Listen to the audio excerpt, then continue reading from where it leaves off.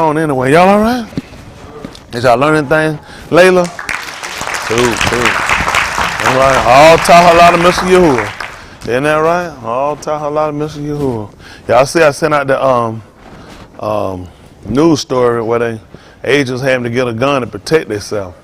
Apparently their lives are being threatened. Well, I can't believe that. They're talking about killing. They had to get guns and arm themselves. Asian. Go figure. Man, it was some kind of way, huh? Yeah, right. Anybody crazy? Now think about that. Now, think if you would have did that when you really realized how the police were killing you. Agents looking at, they want to live. Why they don't just pray to Buddha? Right. They at the gun store. Everybody know that God don't do nothing. They know that God don't work. Agents going to the gun store. Fried rice, hell no gun. They trading in, they pointing walks, all that stuff going in. They want to live. They said, we'll cook later. They trying to keep from dying out here. Boy, showing up here, I see him, but I'm going to treat them just like niggas too, boy. How they get treated. And I get back. I don't even want you around me. You and your kind. You know? I wonder how much feel for people like that. They ain't just them Italians too. Y'all know everybody they punish. Everybody he punishing the people that are victimized us. Everyone, the Italians, the Romans, the Latins. That's one of the people that put the discipline in your book. The Pope can't even go out in public now. They all hear little public prayer closed down. He said he's going to use Skype or something.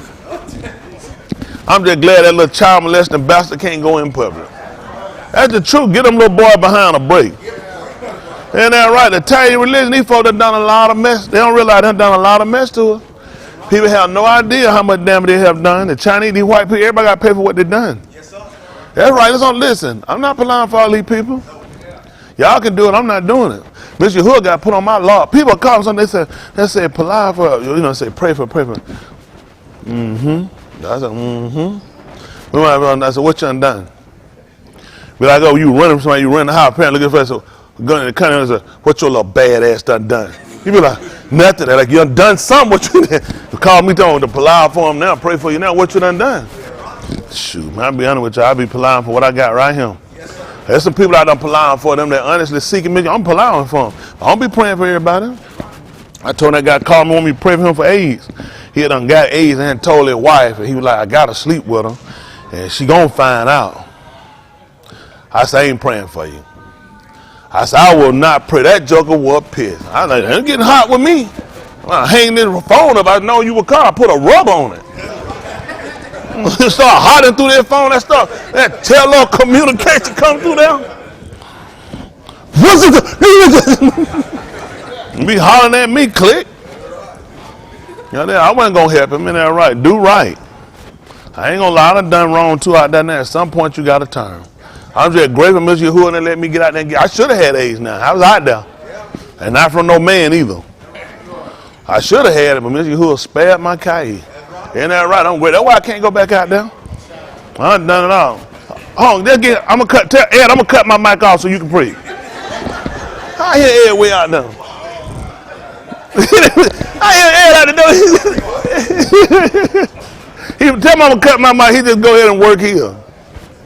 All of him. I tell you, this a comedy place, ain't that right? We're gonna try to get ready and move on forward here and see what does. It's a little warm in here.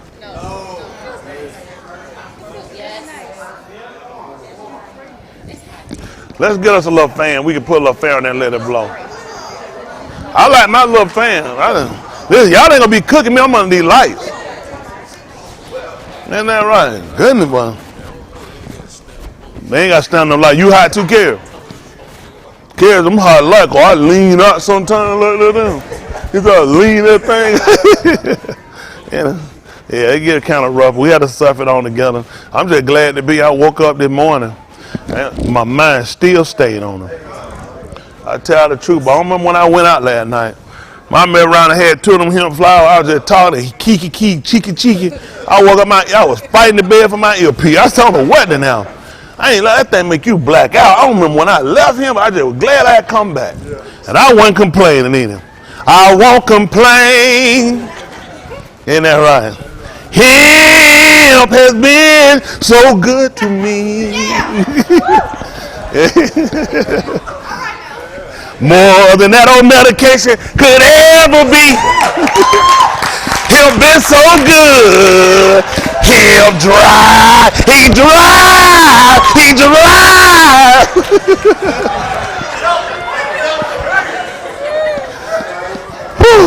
Y'all folks gonna have, listen, y'all folks think y'all finna get me committed.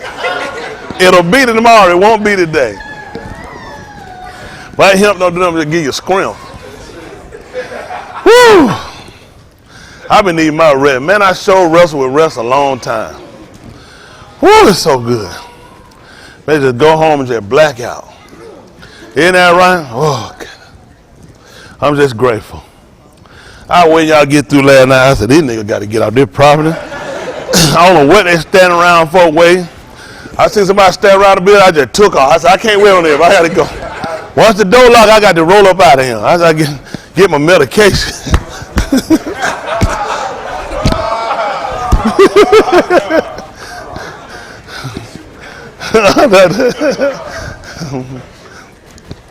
I'm like Ray Tone. Have I ever missed a performance? Huh? If this thing keep getting on me, I'm going to put an organ ground and make it do what it do. Ain't that right? That's trying to tell you. Boy, that thing right. Woo. If you ain't tried it, don't start nothing. Let's leave it alone. Ain't enough. I don't want you to come out here. This help medicine. Ain't that right? How many of y'all done tried it? Hemp all right. Have you tried it for your healer? Hemp all right. All right. Ain't that right? Everybody, it ain't for everybody. I've done it with that one. So y'all just get the drops. Just get back from me. I want you to drip it on me or nothing like they get on your clothes. Remember I get one of them stains on your clothes, can't get it out. I just try to get mine, just stay healthy. Listen, it's got so many health benefits for those that have issues. Some benefits that can help you. It's that hemp. Just to be able to rest. You know what? If our people, the stress we've been under, how many years we've been here, rest ain't what we got a lot of. Even with a lot of our older people, I don't know, older people, a lot of them sleep long. Because it was the pressure, having to get up, get out, having to take care of family. Y'all don't realize that's how they break us down with pressure. Man, pressure enough to kill you. That stress will kill you. That's why Yahushua told her, come unto me, all that burden and heavy laden, I'll give you what? Hemp. So I'll give you rest. Isn't that right? Take my yoke on you. Isn't that right? And learn of me. He says easy. My burden light. I been trying to release my burden. Lay down my heavy load. Take that stress when you can rest, man. That make a big difference. A lot of people don't realize all the herbs they'll give you and what they'll do. The only reason they're beneficial, if you actually kind of look and think about it, it just allows your body to do what it does already. None of herbs actually really do. I guess when I say that, we kind of put a lot of magnitude on the herbs, but once you eat and put the right things inside the body naturally do what it does. When you can't rest, you can't lose weight. You're not gonna, any illnesses, your body can't fight out because you're under stress. It doesn't have the rest. That's just being honest. Listen, when how much pressure you think it is if you were one person and you had to hold up this whole world? I'm talking about, and you gonna have to bear all of the qatar, all the sin of everybody in the world. What is that? A lot of pressure. You know what he had to give Yahushua? Yahushua had to get rest. He had to let him rest. You know, he said that's a lot of pressure. And now that he had to cut time short. You know, we got to have it sometime. We'll keep going or we can't go no more. So the man realized, I got to cut time short so you can get some rest. These people have put us under someone. That's why we have made a real clear-cut decision on what's right, what's profitable for. That's why a lot of times we faint, we quit. When you're under distress or duress, don't you know it's hard to make a rational decision? That's how cults get people. They starve them. They get them into starvation. A lot of consistent fasting. They'll put them on long, rigorous days and time so they can keep them away so you're not thinking consciously. After you fast for a certain period of time, I'm talking about totally going without, and while you'll start hallucinating. How you think you can convince people to sound and drink poison? You get them to a hallucinating state. They haven't been rested. Sleep deprivation. That's why they even use interrogation when they get people that sit around and they catch me. You know, one of the main things they find to break people down, sleep deprivation. Sleep deprivation will make them give up and make them quit. So the so-called Negro hadn't slept since he been in America. What you think happened? Why you think you so easy to beat? Why you think it's so easy to conquer you and tear you down? You hadn't rested. And then when somebody try to come and give you rest, you don't even know what it is. Listen, a lot of that breaks up home, family, kids. It's just so much. Listen, between the computers and the phone, the kids ain't getting no rest. Between the bills and the pressure trying to make it, the parents ain't getting no rest. Homework is rigorous. When the parents get home, they got to get home, and you're already tired. You got to sit down and help your kid with a project. Some shit you got to hire some people to come in from a university to help you build and put together. What the hell a third grader need $50 for to build something for a project? You in the third grade. Your teacher should know what they make. I ain't got no $50 paying no project. That just show you though. They break us down. They making sure nobody get ready. The teacher under stress, the students under stress, the parents under stress. The home is broken up. So we come to try to fix it. Isn't that right? Come here and get some intelligence. Come on, we can start really thinking and start looking at what's actually going on and come up with a successful idea that's going to really help put us in a better place. I talked to y'all before I really come out and put the book out because I'm a believer. I don't want nobody just shove no book in my face. I want to know what you know, what you believe, what you think. Because that make a difference whether I'm going to pay you any attention or not anyway. Isn't that right? That's why I go ahead and decide earlier where I'm going to cut you off. I'm just going to go on and shelf you up. I'm going to keep listening. That's what I want y'all to do to consider before you sit down and listen. What you do from here is going to be real critical, real important, what you do with what you hear. If you keep going right back to the same thing that got you in the situation you're in, then you're not going to see no results. That's going to be honest. I'm not even going to lie. I done it. I went to church for years, and I would go back home shacking up. I would go back home to smoking and drinking. I would go back home to fornicating, go home committing adultery, go back to clubbing and selling drugs. Nothing changed.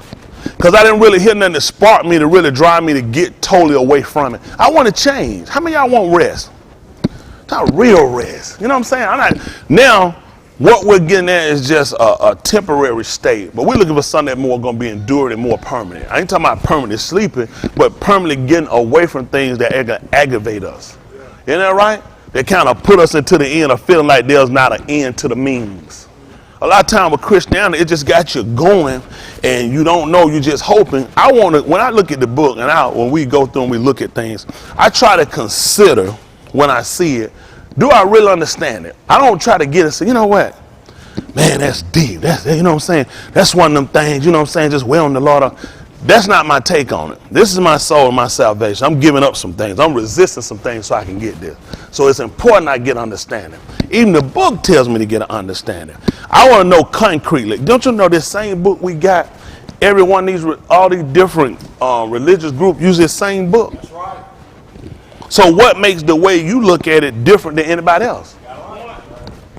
Somebody will put Jehovah, yours got Lord. Somebody put some other name or some other deity in it, and it's all the same writing to a way, but it's a matter of, is it the right way? You can find sometimes you've been taking a medication, go back and you talk to somebody, they said, I take that. They said, man, don't work for me. They said, well, do you take it 3 times? You said, what? Do you take it at nighttime or do you take it in the morning? You're like, what difference? It makes a difference when you take it and know the proper dosages of it. Some stuff they get with Christianity, they overindulge into something that gets them away to, it's not a benefit. Right? They don't really want understanding. You read, you pray, and then you hope. That don't work for me. That don't work for me. What I hope in, I got to know about. I got to understand so I know if I'm hoping right. Hello? I need to know what I'm hoping in. People say, I just hope and I just pray. Based off of what? Your hope should be based off some type of contingency of something. Right? Something should cause that hope to come. Something should cause to be a drive towards something, shouldn't it? So when I look at the book, I see the book a little different than some people said. That's just me. I want to know. I want to understand. I don't just want to do nothing no more. I'm 51 years old. I can't afford for nobody to be playing with me. Y'all understand that? This is critical. The first time you see me or anybody play with your salvation, don't question it. Leave. This is the only thing you can't afford. I can play with your kid. Don't let me play with your soul. Don't let nobody play with it. This is the most important thing you got. Don't tell somebody just shoot you something and say, don't worry about understanding, just listening. Anyway, don't make sense. I got to understand it. That's what he can't do to give us understanding. That's what they testified, that they knew that he had come. You know how they knew he had come? Giving them an understanding. That's how they knew. That's right. Because I didn't know at first until he came, and now I got a clear depiction of what he's doing. That's how I know he came, because I got to understand. I didn't have it before he came. That's right. They recognized that there was a significance in his appearance. So that's what we come here to do. So we talk about things sometimes, what happened in general life, things that go on, whether it's the economy, whether it's disease, whether it's just earthquakes or different things. Because we got to consider what triggers all of this. Is it just something we don't worry about? We just pray about earthquakes. We just pray about disease and pestilence. It's something that start to signify the ending of a thing for us. Or these things that he clearly declared unto us, it was going to happen. That's what I look for. Everybody believe in something.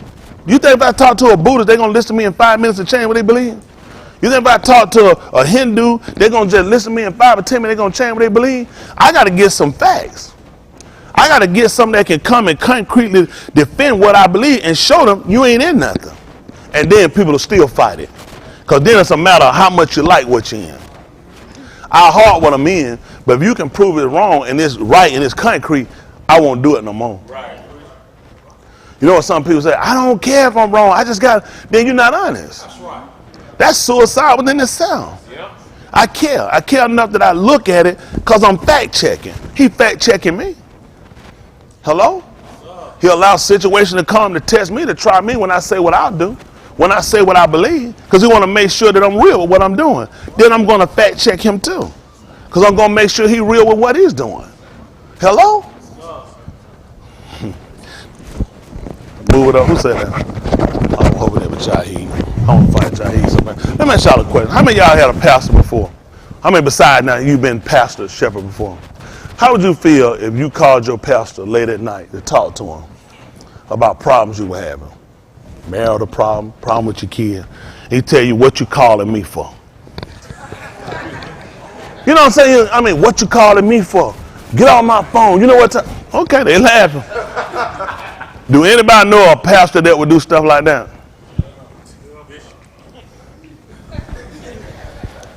I'm talking about pure nasty, disrespectful, non-caring.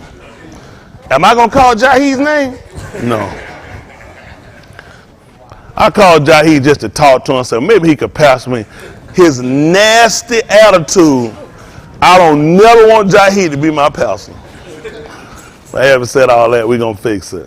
So, like I said, that's what I want y'all to consider. When we look at the book, if you don't know, you don't understand, if I make a statement, you just raise your hand. I'll try to see if I go back and I'll clarify it a little better. Because at the end of the day, I mean this. I just lost one again.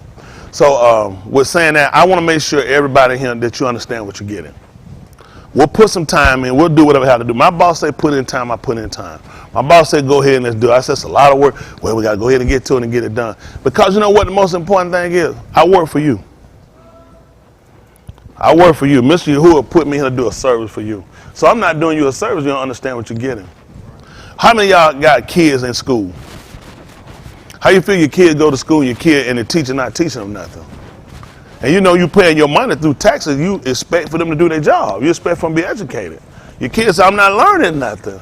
That's critical. You want to know then the point, what is the teacher doing? Your kid constantly failing zero. They say, well, your kid, well, as the teacher, you're not just a teacher. You know, you get some teacher, well, I'm not trying to, I don't have time, I just teach. No, you got the discipline too. That's what a ra'ah is. A ra'ah is a teacher. Most people don't know that. When Nicodemus came to Yahushua, he said, they put rabbi, that's to throw y'all, that would be ra'ah, because he's a teacher. He said, we know that you're a teacher. You understand? He said, simply because the things you do, nobody else have been able to achieve it. We're getting an understanding. We're learning that. We're comprehending subject matter. So they recognize that's what a ra'ah does. He teach. You know what else he'll have with him? What vital tool he'll have with him? The lamed, the staff, the lamed. Because the lamed teaches instruction or a guide. That's what a teacher do. A lot of times you get people, well, I ain't got time. The parents should do it at home. When they're in your care, then you got to keep them. That goes with the job. People don't, listen, sometimes you got to go in your pocket and feed kids. I see a hungry kid, I can't worry about what their mom and dad doing. At that point, the kid hungry. That kid don't want no lecture about what their mom and their dad. That kid hungry. Once I feed you in our structure, you see somebody cares. Because my whole thing is to try to be a deterrent for keeping you to fall into the wrong hand. That's how a lot of people fall into gangs, fall into drug, fall into homosexuality. Jesse Jackson admitted that was one of his drives. He got into college. He was poor. His instructor would let him use his car. And you know what come with that? You know what come with that? Huh? Jesse said, morning time. He sat in there teacher lap and the teacher started rising up. He knew the sunrise. It was morning time. So we try to give our people something that's a deterrent so you don't fall into the hands of the wrong people. Preachers can be dangerous. People pick you. You'll be surprised how many people take their jobs. You can pick and read people. It ain't because it's a barak for someone. It's because some of them are schemester. And then, how you think a lot of these women get on their backs in these church with these religious leaders? They can read them. They can see their husband ain't treating them right. They can see their shoes. You start picking stuff. Then you start picking. The Lord is showing me something. In my spirit, I'm uncomfortable today. Because I can tell. And first she start perking up looking. Titty done did this thing. They drop down. She get her body still like that. She like, what did he see? It's funny to her because it don't happen here. There's some places I wouldn't say that because it wouldn't be funny to them. Isn't that right? Because a lot of them realize they've been played. They've been fooled. They've been made to believe they were special until somebody else come along. And before you know it, realize he done ran through the congregation. And now you want to try to go get a lawsuit against him because you thought you was the only one. See, I don't respect them lawsuits. I think any preacher that sleep with their member like that, me personally, I think he ought to be killed. But I don't see the purpose of it. I just don't respect you going and getting a lawsuit against because I think it's trifling. You know what I'm saying? If you ain't been raped and held down at gunpoint, you know what you were doing. These women, listen, I'm not moved with none of this last minute jump up, talking about I've been sick. You've been raped 15, 20 years ago and you just saying something after he got somebody else? Y'all had consensual sex. You can't in a man's bedroom with him and his wife sleep at and drunk wine on the bed. Where you thought your leg was going? You should have known they wasn't standing on no floor. Ain't no way you thought you just gonna keep sitting there. You should know your feet were finna try to touch that ceiling. So I'm not impressed with all that stuff. When you cut all the foolishness off, now you make everybody hold responsibility for their place set. Me personally, up to me, any of these preachers that sleep with their members, and you marry your member, I say they ought to kill you. It had no business living. But at the same time, it don't make sense for these women keep making a fool like themselves and run this last minute go get trying to jump and get somebody like you. That Me Too movement. A bunch of shit. I ain't never say that. I tagged this. I might catch none of my stuff attached to it. So I mean, right, you've been taught where to get away from it. Stop, don't make yourself look stupid. So I just had to put that out there for extra. Now we'll try to move along. We'll see what thus said Mr. Yahuwah. Ain't that right? We'll go through the book. I know that with confidence simply because who I work for. We'll go through it. We'll walk through this thing. We'll look at it, and me and Mr. Yahuwah will put this thing together for you. All right? That makes sense? Yes, well, we don't do it. Don't come back. Ain't that right? That's the truth. Ain't just coming back. We can't do it. I got that much confidence in my boss. Yes, all right.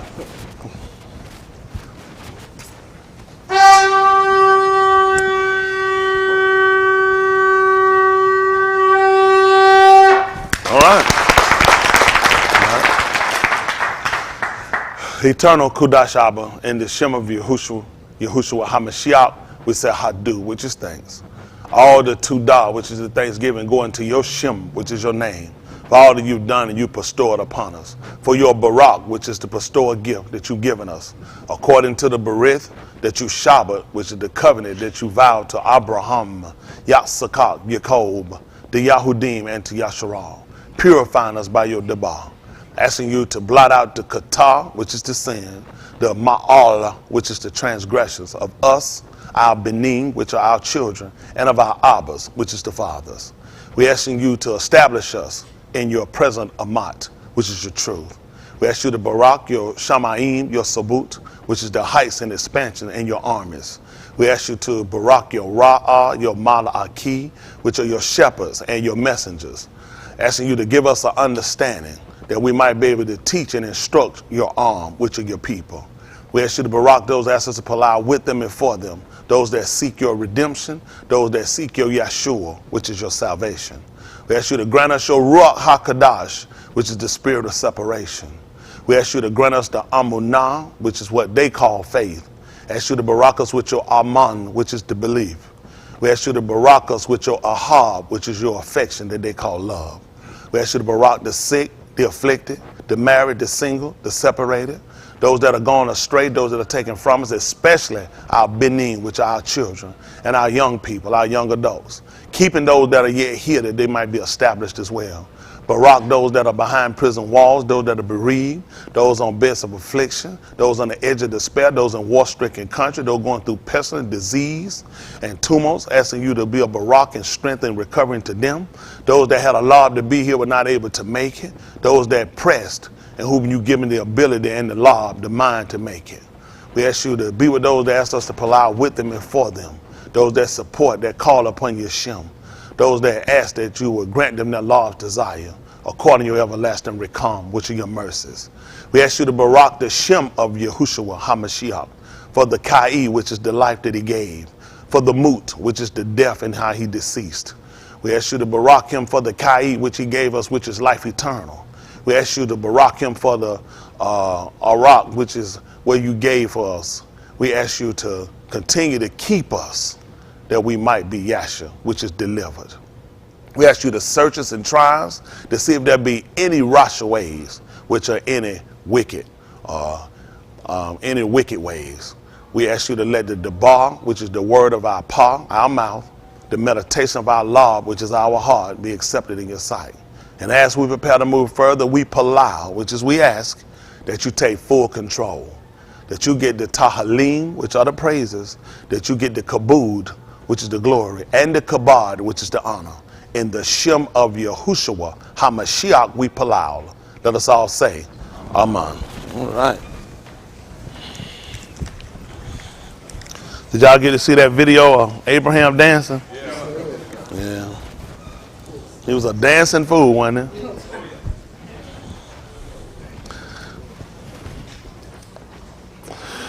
Yeah, we keep standing, keep pressing. We'll try to get this screen too, just in case.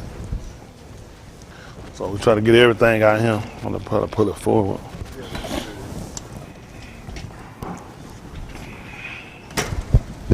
So we get ready. So we do some work, appreciate it. Y'all know where we start at. Where we starting at? That's right, that's our base.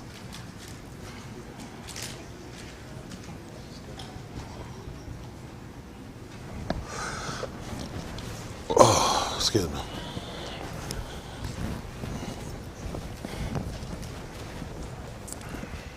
So you get set up here for us. That way we can put up on the board, people can see it, make sure we understand it, make sure we grasp the concept. That's all it is with learning. A lot of times what my problem was, I had a lot of bad teachers. They couldn't get you to understand concept. That's the way you give it to a person and you teach it to them, you can give them to understand it.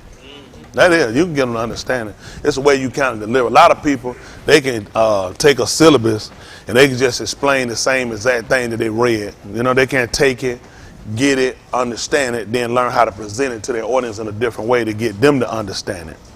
Or you can, what we call, enlighten a person.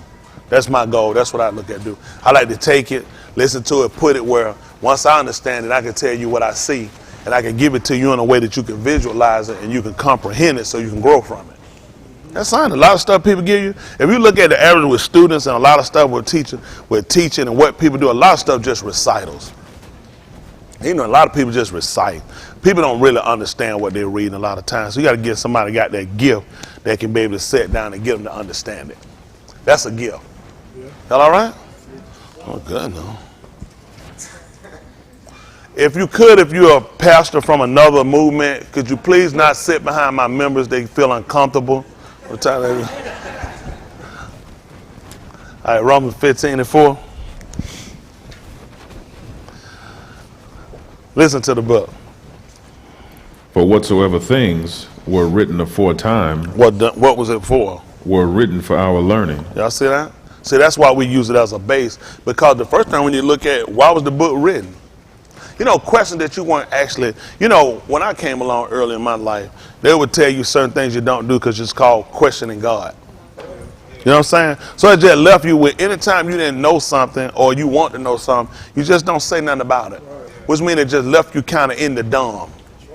Isn't that right? What we call in the dumb. It just left us in the dumb. Because we really didn't comprehend. When you really look at Christianity, we just had actions, what we saw people do, but we didn't really understand stuff. And people tell us it was a mystery and mysterious and other things, and they put it to you where you just didn't want to ask no more questions. I remember my former pastor, when I first started preaching, my pastor, he was, at the time, I thought he was pretty good. He was for a Christian preacher, for people who don't know no better. And he would tell me how this former pastor did. If somebody asked a question, he cutting you so bad, man, you wouldn't have another one. He would sit there, they'd get up, they said, Bishop, he said, yeah. And they asked a question, they said, Bishop, he said, what did it say? They said, well, Bishop, he said, what did it say? He'll tell the brother read. He said, that's what it meant. So you would say, they said, no, see, I'm asking, what did it say? At that point, they start thinking, this is looking bad. Because now it look like you fighting him. And you're not fighting. He asked if you had a question. So you ask the question, and he shuts you down with what it say. That's what it means. He said, that's what you do. He said, you just hold him to what it say. I was like, okay, it was real tight. But that's how. But guess what? That's how they got away with dumbing people down, because they didn't know. Instead of just saying, I don't know. Yep. I don't know. You know, when I get it, I'll let you know. Yep, that's right. Isn't that right? Or explain it to the best of his ability. That's all you can do. Any ability, all you can do is what your ability allows. That's right. If you don't know, just say you don't know. Yeah. You know right? I had to, man, I was sitting out feeling so God smiled at him. I told him, I said, ask me anything. I said, ask me anything. She asked me, I said, next question. I wasn't thinking I made my wife look stupid. I said, next question. She asked me something else. I said, pass. That's all you do, pass. So you can be feeling it, you can be in the spirit. So now we look at why is it important why we use this, which all of it is important. But I typically use it just to let us know why we do what we do. Because whatsoever things are written aforetime were written for our learning. Let's see what learning is. Can we see what the definition of learning? We'll look at Google. We'll look at the Greek. At that point, everybody pretty much know what learning is, don't we? Don't we? I ain't never looked it up. Let's find out. We got a good idea what learning means, right? But let's look it up and see. And let's see what the Greek, I want to find out what the Greek said about it, which means we'll look at the lexicon Greek, right? So we'll find out what did the Greek have intent when they wrote, and want to find out what is Google saying about it. Or we'll see if the duck will tell us. Mike, I like that robe you got. I'll get me one like that. I've been trying to get me a robe. I always wanted a robe when I first started preaching. I'm getting me one of them. Especially a white one. Down to the feet. What do we have for learning? See, I'm a believer of this. You got to comprehend. It's dangerous to read and not comprehend. Let's say, learning is an old English.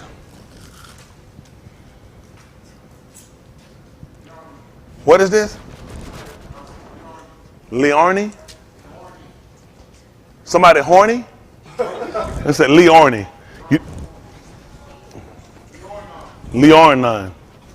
You know, one problem is not that clear. Study, action, requiring knowledge, verbal noun from learning. Oh, that's the word they actually had. The old English is learning. So you're not learning, you're learning. See, learn. That's tell you to go and look at learn, meaning knowledge acquired by systematic study. Extensive literary and scientific culture this culture is from the mid, what is that? LC? What is that? Oh, that's a 14th century learning curve attested by 1904. Yeah, you're right, 14th century. So we want to look at now learning knowledge acquired by systematic study. Well, that's something that we try to look at then. So now we listen to what it told us. For whatsoever things are written for a time was written for our learning. So now in order for us to learn now, according to what we find the definition here, it's the knowledge acquired by systematic study, right? And so now we had to go back, and now this even more sets us in the path or precedence of why we go back to look at the former writings, right? Because we're looking at the systematic studies, right? Now we'll look at Acts of the Apostle 1. Acts of the Apostles, based off of what we're learning right now. Acts of the Apostles, chapter 1.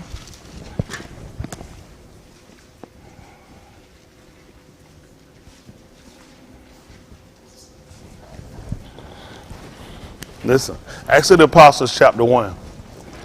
Listen to the book. The former treaties have I made, O Theophilus. Now let's see what treaties are. He said, the former treaties, O Theophilus, have I made. And what is that? Of all that Yahushua began both to do and teach. So if you're going to tell me all that he began to do, which means you got to give me a systematic study. Right? Right? Which means you got to give me some knowledge about it. If he's making a treaty, we want to know. We know about signing treaty. Let's see what a treaty is.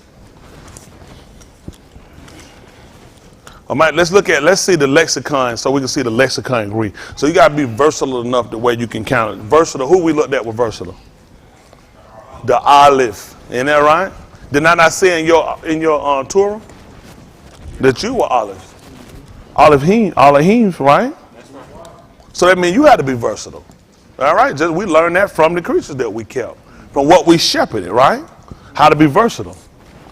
Okay, logos. A word, something said, including the thought. Christ prepared his, oh my goodness. That's somebody's footnote. That's footnote stuff. Now put that back up there, let me see it. You can let me see it. Because I don't know why y'all using it. I don't know who this is again, but we'll look at it. But I'm just curious. Let me see that again, what you just showed up under this. Yeah. See this, Christ prepared his apostles to behold of his, ascension, gathering from together. See, these people footnotes. Some could be true. I don't read shit like this, okay? For the record, I don't read nobody footnote. I'm just telling. I don't get involved because I don't want to get involved with somebody. This is what I look at when I deal with it, first of all. You're dealing with a book that deals with a whole different culture. That's one thing you're dealing with. Then you're dealing with a people that had a certain behavior.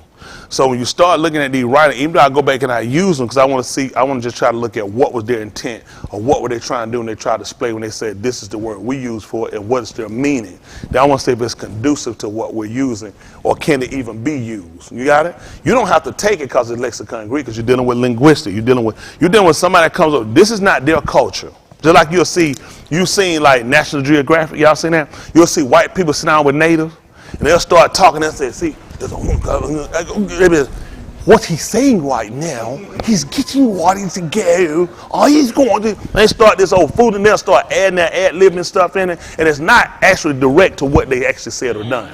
But we take it because they're there. And we don't know the language. You got me? So you're dealing with people that didn't know our language, that tried to go and comprehend our language and then give it back to us. Y'all got it? So a lot of times, even when we use the alphabet, I'll come back and I say, let's remember, you're dealing with an Eastern culture. You're dealing with Western people that take it and trying to make it fit them. So that's why you got to watch them when you start dealing with this linguistics. All you're doing now is looking at linguistics. Don't let it throw you. Don't let it fool you, okay? Because what we'll do, we try to take it and tie it into what we're doing and see if it makes sense. So there are logos, a word, something said, including the thought. By implication, a saying or expression. A discourse on a topic, inform a conversation on a topic or a matter. Reasoning, a mental facility. Hence, a reason.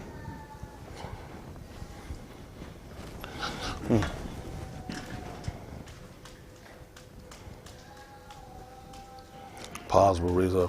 A rationalization. Application, plausible reasoning on a faulty premise. Further extension, calculation. It's got a lot going on. And accounting, hence reckoning. Reckoning to be accounting. Well, they got it right here, account. On inventory as called. So the former system of treaties, from what you were to do, or asking of a question. We know he wasn't asking of a question. So look at especially with the articles in John, the word of, they say God. Divine inspiration. All stuff we want to do, the creator, say word. So you see, you got a lot going on. But that's fine. That's fine. It's just when you're reading it. I don't use this. I think I look at study like if I did it. But I think this is something they like using. This kind of, it ain't either or. Not one so greater than the other one. Some, I guess, got a little more formal things inside of it. But see, when you kind of get here, people start going. So now what you have to kind of look at when you start looking at, you can put it back for a second. Would you finna put something else up there? Oh, okay. So now what becomes the question, can we go back up? So now we had to start looking at when we're dealing with his speech. We're trying to deal with what was the concept. Was he asking a question? Was he dealing with the rationality or the rationale of it, the reasoning or the matter of the conversation on the topic? Because we listened to what he was talking about, the form of treaties, which would actually, if I'm correct, would be by definition systematic arguments. Systematic arguments are what we're looking at. Since we talked about learning was systematic as well, we're looking at the argument was systematic. So for me, he's telling me the reason why he told us certain things in a certain type of way was he was trying to make it definitive. A lot of times what people do, we have a debate, in a sense it's an argument. Because we're going back over what's actually truth and what's not. And in the argument, we're trying to make sure we place set what's truth and we're trying to disannul anything that's not. That's right. Y'all got it? So that's when we look at a systematic. So systematic, you do something, it's a reason. Just like with basketball or sport, it's a system. And it's designed to do something, correct? To score, to win, to defend. So that's what you look at with the argument. So now he started telling me about a systematic argument of all that he began, both in which he did what now? To do and teach. And to do and to teach. What did he do? Until the Yom in which he was taken up. So we're going to look at from when he started until he left. That's what his argument was about. From time period of coming to his birth until his leaving. That was his argument about. Hello? What did he do? After that, he threw the Ruach HaKodesh. So how did he work? Isn't that right? Through the Ruach HaKodesh. So what we talked about the Ruach HaKodesh being what we call the spirit of separation. Hello? That's going to be easier for us to understand spirit. Let's be honest. What is a Ruach? That's right, unexplainable. Only thing we know is a spirit. That's basically because what they showed us and what they told. We understand things as a man. Now you translate it over and take it away from them and give it to Mr. Yahuwah where it belongs. Right? That's a power in which how he moved, facilitate things. Now through us is how he facilitated to go and to do. I take it, I put it in a vessel and I use that vessel to transport. Hello? So now we look at how he did the working that he did. It was through the Ruach HaKodesh. Hello? Listen what he did. Let's see. After that he, through the Ruach HaKodesh, had given Amar unto the apostles, whom he had chosen. Let me see. After he threw the Ruach HaKodesh. Now that's tight. I'm saying, no, it's not. Let's see. After he threw the Ruach HaKodesh, did what? Had given Amar unto the apostles, whom he had chosen. Mm-hmm.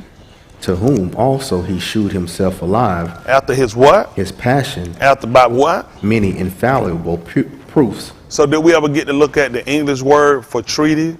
And then now we look at infallible. Could we look that up? I know what I told y'all, incapable of error. But let's look it up so you know.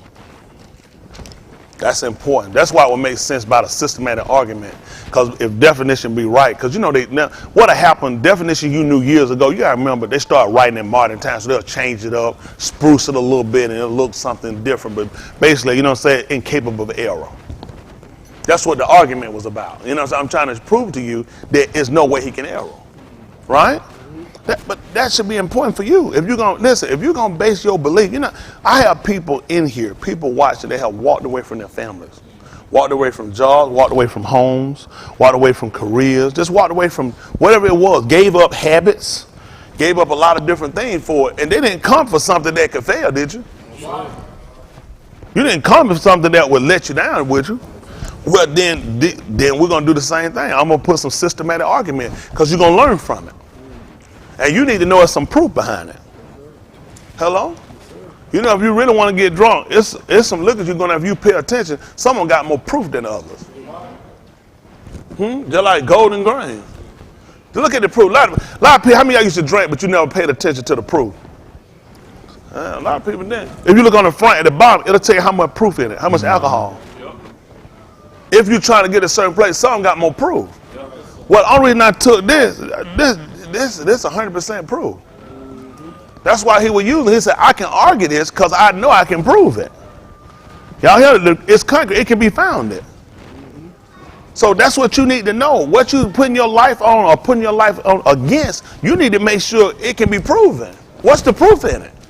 Some of the other religions, they do have some proof in them too. It just ain't enough to keep you. Right. That man, they got some proof in them. A lot of them, they all take something from us. It just ain't enough. Hello?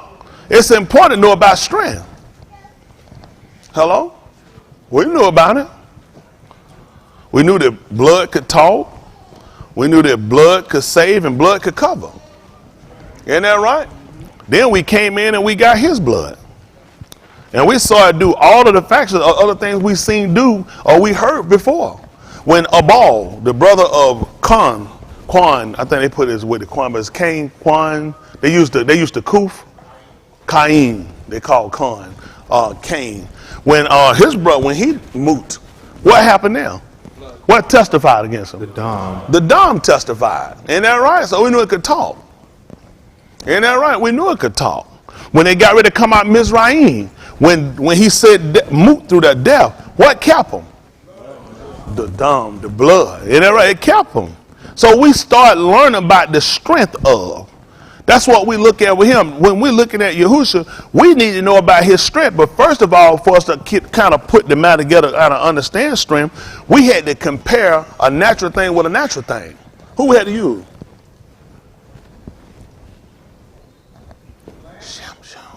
Shamshon! Look at my student. I'm very proud of him. Very proud.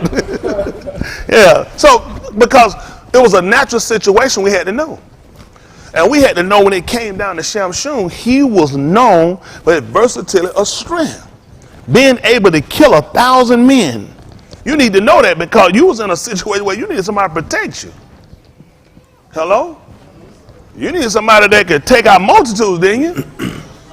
Okay, so those are things you needed to know.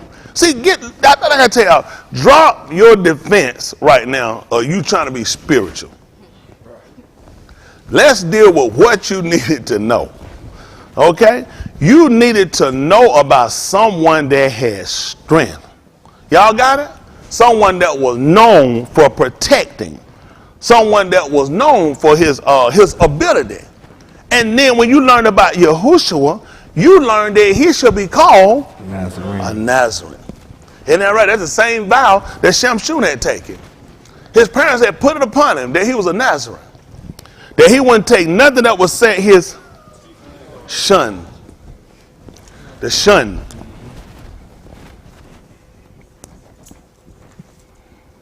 Isn't that right? That's the two teeth. That's the two front teeth. Y'all got it? The shun. See, there's teeth on the head. Remember, when we start to look and we go back, we'll be going back periodically. We're going to go back and we're actually going to go through a lot of stuff. But right now, as Mr. Yahuwah see fit. But with it, it was important to know that everything that they used for their alphabet was something that they physically knew. Something tangible, okay? They didn't have an alphabet that was spiritual. Everything they had was something natural, something they knew and something they did, and something they dealt with. They knew about the two front teeth. Hello? They knew that those teeth could cut. If you take in meat you eat or bread, can your teeth cut and separate? So we understood what the word could do when it came out. It could be sharp. In Acts of the Apostle chapter 2 and verse 38, it said, now when they heard this, it cut them. What did they hear? Words? Where do words come from? Pa. From the paw, from the opening of the mouth, which has the teeth. Right? That could cut. Those words cut them. See, the stuff that people try to, the spirit just hit me and told me up. Nobody knows what you're talking about. Nobody knows what you're talking about. We started to understand it on what we would call a spiritual level because we understood it from a natural level. Okay? The drawing they would have on correct for the shun would be something like that. I don't know who two front teeth look like that. There's a lot of stuff missing. But anyway, so now we start looking at that's what they used, what they knew. He needed them to understand when they put it together, these are things you know and things you knew. You got it? So you start looking at our people, this is what we look at. He put at the sharp, say he put out that photo. Work with me. The shun. Shun, you see? I want the shun. Now, when you start looking at these, oh my goodness, picture. Ancient, put it back for a second. This is a little counter, possibly counter. Everybody come do ancient first. Well, this pictogram. But that's fine, we fixed this, okay? How they have this, they saying ancient pictogram modern, okay? This would swap. Pictogram is ancient. What this would actually be called would be middle. The only reason why you would do middle, why would you call it middle? Because in the middle. Thank you, sir. That means something sits on the other end. He's exactly right. Nothing spiritual. No spirit attack them. See, a lot of stuff people blame on spirit. You got to get a natural understanding. Got it. Exactly. That's exactly right. Middle. So which means, let you know, they had 3 form styles of writing. This was second, the middle. Y'all got it? That makes sense for you? Goodness. Let's see. 1 Corinthians chapter 15.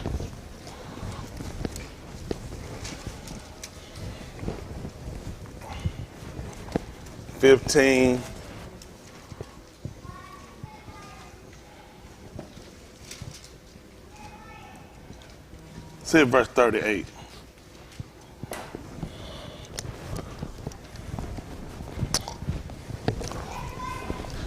First Corinthians chapter 15, verse 38.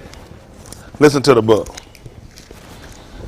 But Alahym giveth it a body as it hath pleased him, Y'all see that? He gave it a body as it had pleased him. Listen. and to every seed his own body. To every seed his own body. All basar is not the same basar, See that? All basar is not the same basar. Tell them what happened. but there is one kind of basar of anashim, Yes. another basar of beasts, Yeah. another of fishes, and another of birds. Come on. There are also celestial bodies and bodies terrestrial, but the kabod of the celestial is one. And, The kabod of the terrestrial is another. okay. There is one kabod of the shamash, Now, when we look at that, now he's telling about the 2 form, what they would call a spiritual and a natural.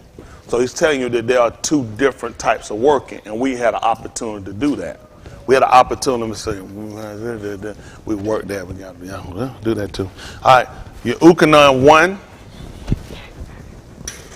They call it John, your Ukanon, since we talked about it. Your Ukanon, that they call St. John. 1, see if it's 14.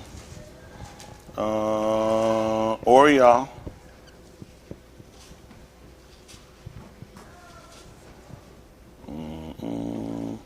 Oriel, I said it 24, 36. I don't know, how to work out. Listen to the book.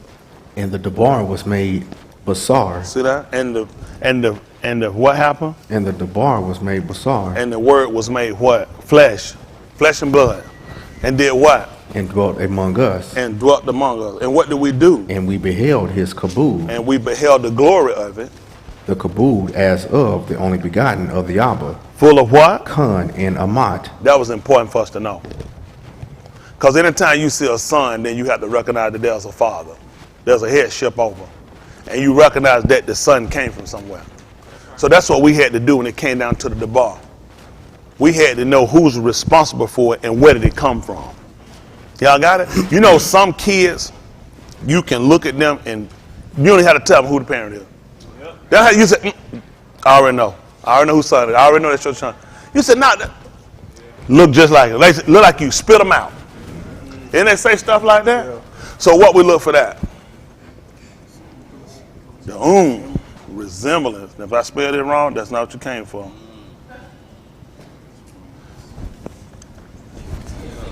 Resemblance. That's what's important. Don't try to put the camera that way folks think they wrong. But that's what we look at, resemblance. So it was important. That's it, though. See, you got to get this when you get back in the spirit and come back out. So now, this is what we look at. So the is knowledge. So with the knowledge, we also look at the resemblance. When we got knowledge, guess what we did? We saw the resemblance. You can't see the resemblance. How many of y'all in here look just like your parent, like either the mother? I'm trying to look just like them. You know why I don't know that? Because I hadn't seen them. Right. Once I see them with the which is also the eye, and take sight, then guess what I'll get? I'll have that knowledge. And guess what I'll recognize? The resemblance. Yeah.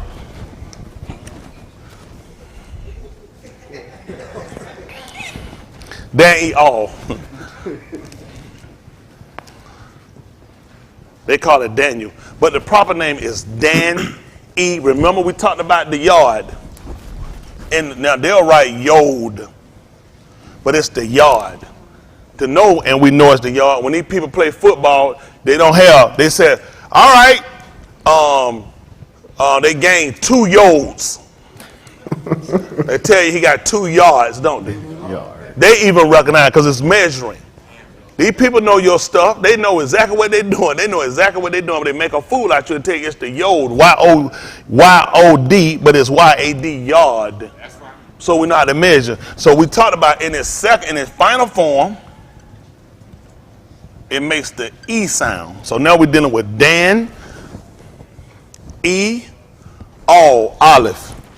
So now we understand that this is our Alahym judge, Dan. We knew about Dan because one of the Matah they called tribes was Dan. Dan was told that he was going to do what? Judge. He was going to judge who? That's what his name meant. That's what his name meant. His name was Philip Edwards, and he was going to judge. See, we do that. Yeah. See, for us, your name exemplified your ability. Right. The reason why this was important, pick me up at Matthew 1. They call it Matthew, but the actual name is Matthew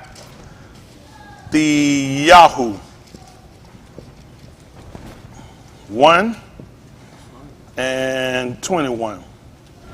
Let's see what they told you. Matthew, and that means the gift of Alahym. I mean the gift of Yahuwah. Isn't that right? So we'll see. Listen to the book. And she shall bring forth a ben. See that? And she shall bring forth a ben. And thou shalt call his Shem. What? Yahushua. Jesus. Idol deity. You're going to call his name Yahushua. Tell him why. For he shall go get a job. Shall save his arm from their kata. Only makes sense to name him what he was going to do. That's right. That's right. Guess what I had to do? I had to learn the characteristics of the name. That's right. So when I heard the name, I already know what you come to do. I already know what you come to do. Now they know what is he going to use and what is he going to do it with. What's strong enough in order for him to be able to do it? Hello? Just like the woman seen him at the well, we talked about it last night. I'm hearing you talk about this water, but what you gonna use? The bar. Right? What are you gonna use? That's important for us to sit down and consider. What was he going to use? What's your place even being here? That's just being honest. We got so much we got to cover. It's so much we got on. It's so much. Please tell me that heat is not on. Please tell me that's not the heat. What did I hear blowing? Air. Oh, just air. It ain't reached over here yet. Good. Now we don't realize that he was going to save his people from their kata. That's a lot of people, which means they're going to take a strong man to do that. They're going to take a man with a real ability. And again, you know what else he got to do? He's got to be versatile. Like who? Aleph. The Aleph. The Aleph, exactly. While I'm talking, go ahead and give me Daniel chapter 3. Say 3. 3:1. Then we'll move quick. Most High willing.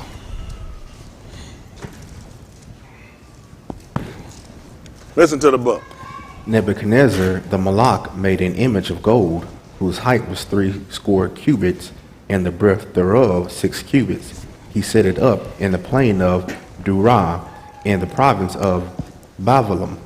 Then Nebuchadnezzar the Malach sent to gather together the Sharim, the governors, and the captains, the Shaphatim, the treasurers, the counselors, the sheriffs, and all the Sharim of the provinces, to come to the dedication of the image which Nebuchadnezzar the Malach had set up. Then the Sharim, the governors, and captains, and Shaphatim, the treasurers, the counselors, the sheriffs, and all the Sharim of the provinces were gathered together unto the dedication of the image that Nebuchadnezzar the Malach had set up. And they stood. For those that listen, y'all heard him say Babylon. You didn't hear him say Babylon, because the actual name would be Babylon. Remember, we even told you with the mem is plural for us. And for them, it actually would be gates. I put gates up. It will be gates of the gods. You saw why he set his image up at? He set up in the gates of the gods. That makes sense? He made the golden image and he set up in the gates of the gods. Hello? Yeuchanan. Chapter 19. They call it St. John 19, 18.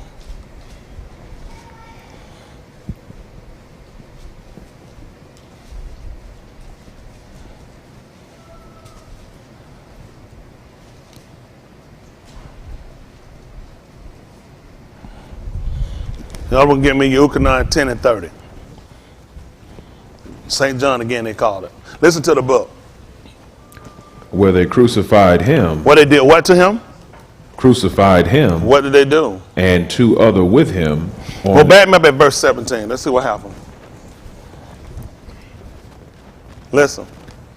And he, bearing his tooth, went forth into a Malchum called the Malchum of a skull. So I said that for those that don't know, that's a mountain. That's a mountain region with the figure. The mountain, the rock actually favors the head of a skull. This is not a graveyard. The Christian church was teaching that a place of a skull, think about it, that's where a bunch of heads are at. This was actually a rock that he was crucified on, and the rock figure actually looked like the head of a skull. Listen. Which is called in the Abri Golgotha. Listen. Where they crucified him and 2 other with him, on either side one, and Yahushua in the midst. See that? I told you had 3 forms. You had a middle.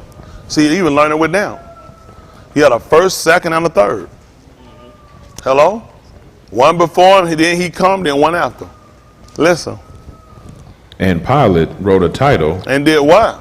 Put it on the tooth. What happened? And the writing was. What was it? Yahushua of Nazareth, the Malach of the Yahudim. And what happened? This title then read many of the Yahudim. Y'all see that? This title then read many who? Of the Yahudim. Tell them why. For the Malchum where Yahushua was crucified. Was what? Nigh to the city. You said was the gate to the city? Was nigh to the city. At the book of Yeuchanan, chapter 10 and verse 30.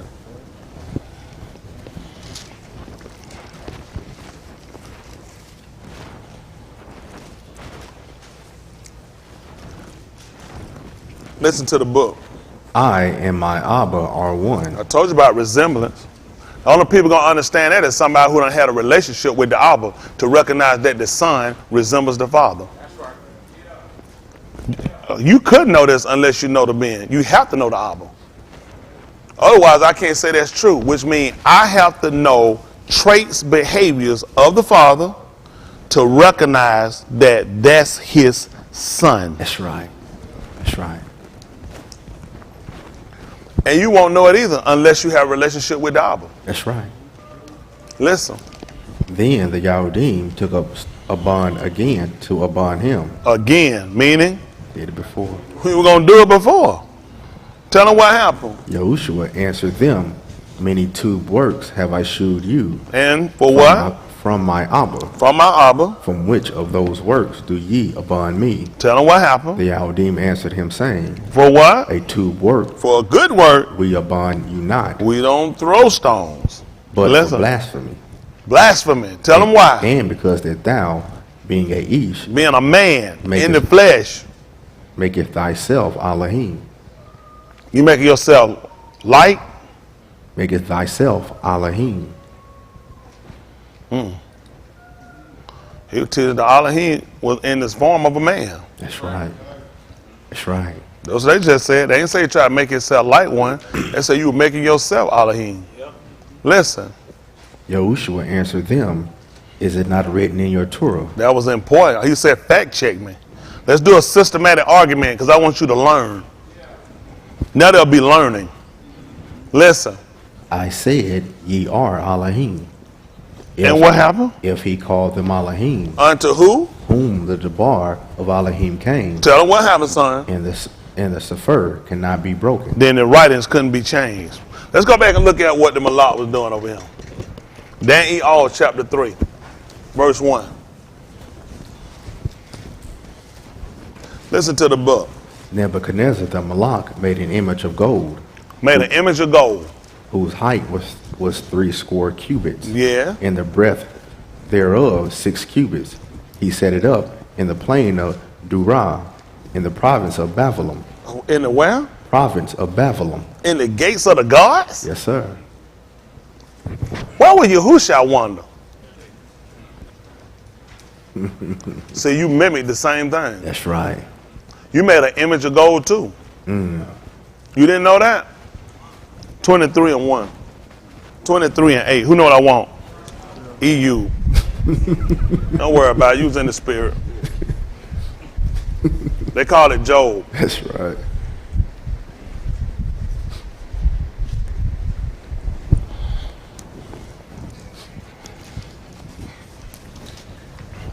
Job is part of your Tanakh, That's right. your Torah, your Nabaim, your Ketuvim, your writings.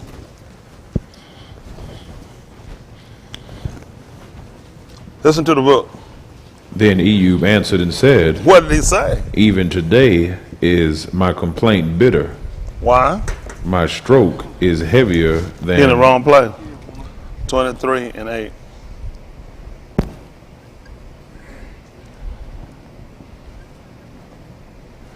Listen.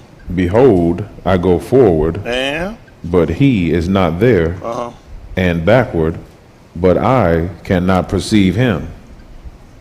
On the left hand, where he doth work, And? but I cannot behold him. Tell him why, son. He hideth himself on the right hand, See that? He hides himself on the right hand. Listen. that I cannot see him. Listen.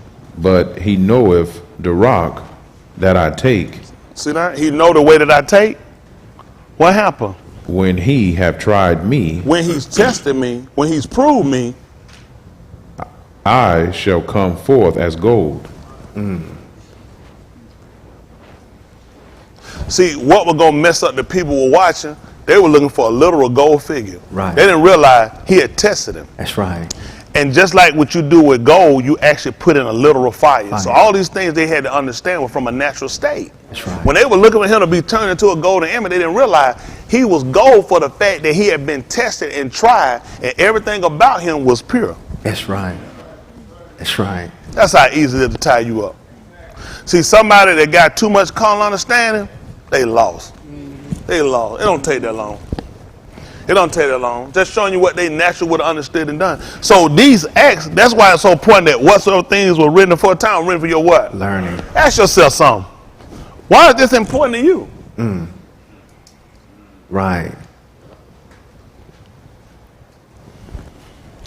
Because I told you in your Torah that you were Alahym. Right. So guess what you were going to do? You were going to go retrace the same steps. You're going to retrace the same step and put it right in your dollar, which is the gate or the doll. Right. You see that? The image. Come on for the third chapter. Listen. Then Nebuchadnezzar the Malak sent to gather together the Sharim, the governors and the captains, the Shaphatim, the treasurers, the counselors, the sheriffs, and all the sherim of the provinces to come to the dedication of the image, What which happened? Nebuchadnezzar the Malak had set up. Yeah. Then the sherim, the governors, the captains, the shaphatim, the treasurers, the counselors, the sheriffs, and all the sherim of the provinces were gathered together unto the dedication of the image that Nebuchadnezzar the Malak had set up. And they stood before the image that Nebuchadnezzar had set up. Then a herald sayak aloud, to you it is an amar, O nations and languages, that at what time ye hear the sound of the cornet, flute, harp, sackbut, psaltery, dulcimer, and all kinds of music, ye fall down in Shakah, the golden image, that Nebuchadnezzar the Malak had set up. Yeah. And whoso falleth not down in Shakah shall the same hour be cast into the midst of a burning fiery furnace. Therefore, at that time, when all the heard the sound of the cornet, flute, harp, sackbut, psaltery, and all kinds of music, all the nations, and the languages fell down in Shakah, the golden image that Nebuchadnezzar the Malak had set up. Wherefore, at that time, certain Chaldeans came near and accused the Chaldean. They spake and said to the Malak Nebuchadnezzar, O Malak, Kai forever, thou, O Malak, hast made a decree that every each that shall hear the sound of the cornet, flute, harp, sackbut, psaltery, and dulcimer, and all kinds of music shall fall down in Shakah, the golden image. And whoso falleth not down in Shakah, that he should be cast into the midst of a burning fiery furnace. Yes. There are certain Yahudim whom thou hast set over the affairs of the province of Babylon, Shadrach, Meshach, and Abednego. These Anashim, O Malak, have not regarded thee.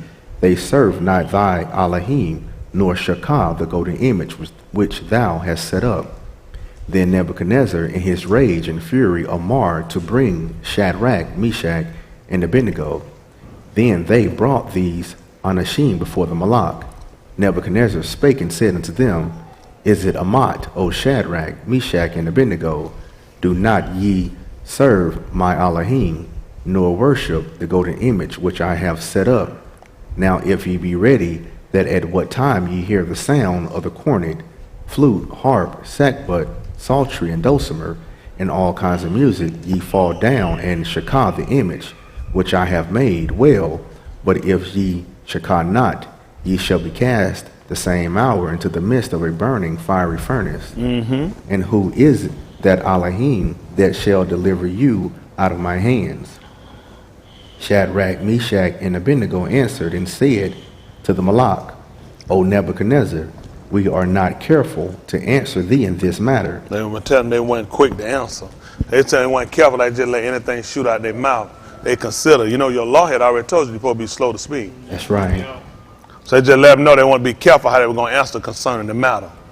Hello, 'cause just like Yahushua learned why he won't answer quick when people ask him. That's right. Because people are going to take your words and twist them up. That's right. Listen. If it be so, our Alahym, whom we serve, is able to deliver us from the burning fiery furnace, and he will deliver us out of thine hand, O Malak. But if not, be it known unto thee, O Malak, that we will not serve thy Alahym, nor Shakah, the golden image that thou hast set up. Then was Nebuchadnezzar full of fury, and the form of his visage was changed against Shadrach, Meshach, and Abednego. Yes. Therefore he spake in Amar that they should heat the furnace 17 times more than it was wont to be heated. And he amarred the most mighty Anashim that were in his army to bind Shadrach, Meshach, and Abednego, and to cast them into the burning fiery furnace. Yes. Then these Anashim were bound in their coats, their hosen, and their hats, and their other garments, and were cast into the midst of the burning fiery furnace. Yes. Therefore, because the Malak's Amar was urgent, and the furnace exceeding hot, the flame of the fire slew those Anashim that took up Shadrach, Meshach, and Abednego. And these three Anashim, Shadrach, Meshach, and Abednego, fell down bound into the midst of the burning fiery furnace. Yes. Then Nebuchadnezzar the Malak was astonished, and rose up in haste, and spake and said unto his counselors, What did he say? Did not we cast 3 Anashim bound into the midst of the fire? Well, what did you happen? They answered and said unto the Malak, Yes. Amat, O Malak. Well, it was true. He answered and said, Lo, I see 4 Anashim loose. How many you see? 4 Anashim loose, Any distinction? walking in the midst of the fire. And? They have no hurt. Yeah. And the form of the 4th is like the Ben of Alahym. That means there was something distinctive about him. Which means somebody had to be knowledgeable of. That's right. That's right. That they knew we put 3 and 1 was more distinctive than the other. That's right. But that's how you try gold. See, what people didn't know, he had already been tried. Yes, sir. Every way you wanted to be tested had already been done. Yes, sir. Hello? Let's try to put that down. I know y'all fall asleep, you won't really pay attention. It's just important for you to know and to recognize things because it all plays a part in what you believe. Hello? Yes, sir. You're having to believe something that's systematically being argued because if you actually look and you read this, you got to be able to compare this with what happened here or with his crucifixion. When was he a golden image? After he had been tried. Right. When did EU turn into gold? After being tried. After he had finished. After he had passed all the tests. Yahuwah actually saw his value and said, this is more valuable to me than gold. That's right. Gold is just something you know.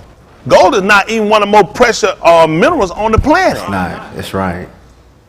Platinum even costs more. There's a lot of things that are more valuable than gold, but because you don't know, and that's something everybody recognize, a gold ring, gold watch, a gold necklace, you don't realize there's other valuable things, but you just don't know them. Right. Hello? Yes, sir. But he had to use that because that's what you know from a carnal state. He let you know he saw the value in someone that would keep and demonstrate what he commanded. Hello? Let's see how that works. Mashali, 30 and 10, 31 and 10. They call it proverb. Mashali,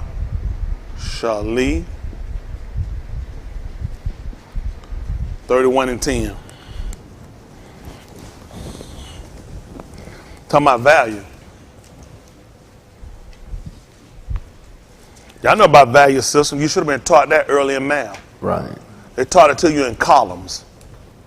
You had your ones, tens, 100, and 1,000. Y'all remember that? Right. Value system. So when you saw the numbers where they sat, it let you know their value system. When we saw Yahusha sitting in the middle, we knew his value system. That's right. You know what else we saw in the middle? We had the ark, the taba. Top of. The value of the taba was what was inside the taba. That's right. And you know what they had? Somebody on each end. That's right. Isn't that right? That's right. We learned the value system of the taba. Yes, sir. Isn't that right? Not to touch it. Who do we learn for not to touch first? I don't. We learned in the garden about the tree. That's right. It had the wisdom, it had information, That's but you right. weren't supposed to touch it. That's right. Then he came along and told you to touch not who? His Mashiach. That's right. Told you to touch not his Mashiach. That's right. Isn't that right? Yes, sir. We knew the value system of it. That's valuable. He don't want you to touch it. Grandmama, you come play, they say, don't play with that. Isn't that right? Find out, I'll bust your ass now. That's right. Kids, yeah, they don't That's play right. with that. It value system. I Yes, want you to sir. mess with it. That's right. Isn't that right? So you learn value system. They taught to you in columns. That's right. So you start looking at Yahusha column. Where was he at? In the middle. That was valuable to us. Don't touch it. That's right. Hello? Yes, sir. All right, come on, finish. Who can find a virtuous Ashah? See that? Who can find her? I think it's Kail for her, which would be like a soldier as well. But you want to know who can find her. Tell them why. For her price Is what? far above rubies. Rubies are expensive too. Mm-hmm. So they had to start looking at that. Why would they use rubies? What was it about rubies? Rubies must have it had to be expensive for us. Right. The fact that he said her price was far above it, which means they had to have a really high value system on rubies. Rubies couldn't be something just casually gotten. He said far above it. Wow, above it? Over it? Higher than in cost? Who could find it? That's what he was asking. Who could find her? Then he let you know how expensive it was. Now, what do we have to look at for this? To the 8th chapter of that same book, Marshallee. 8:1.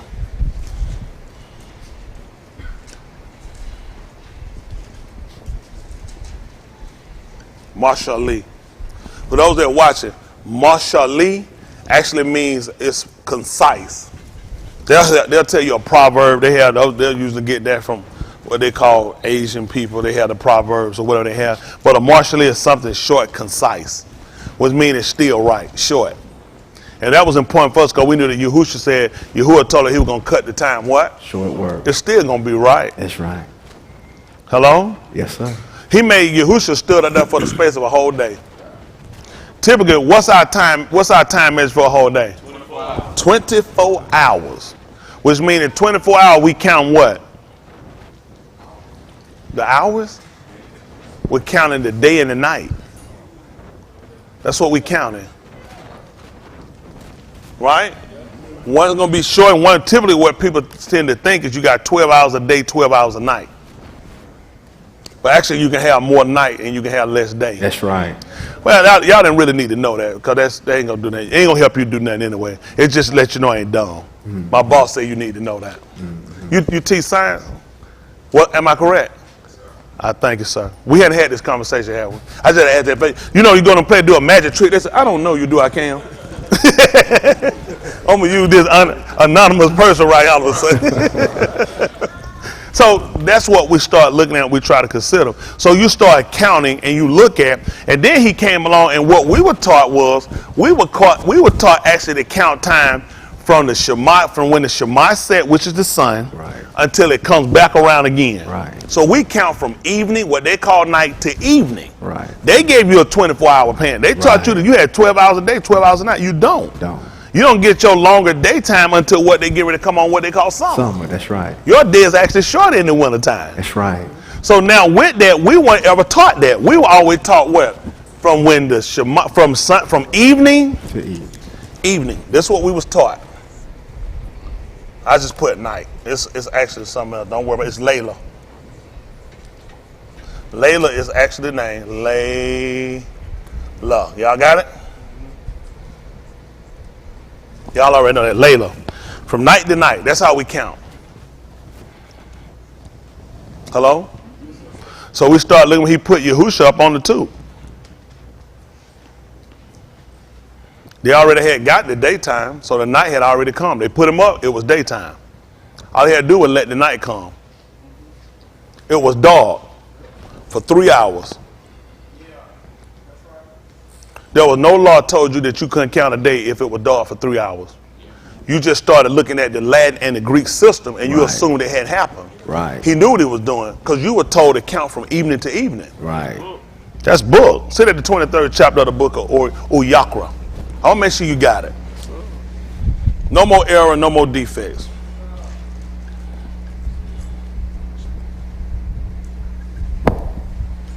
We'll start 23:1. I think it's about probably 15 we'll go to.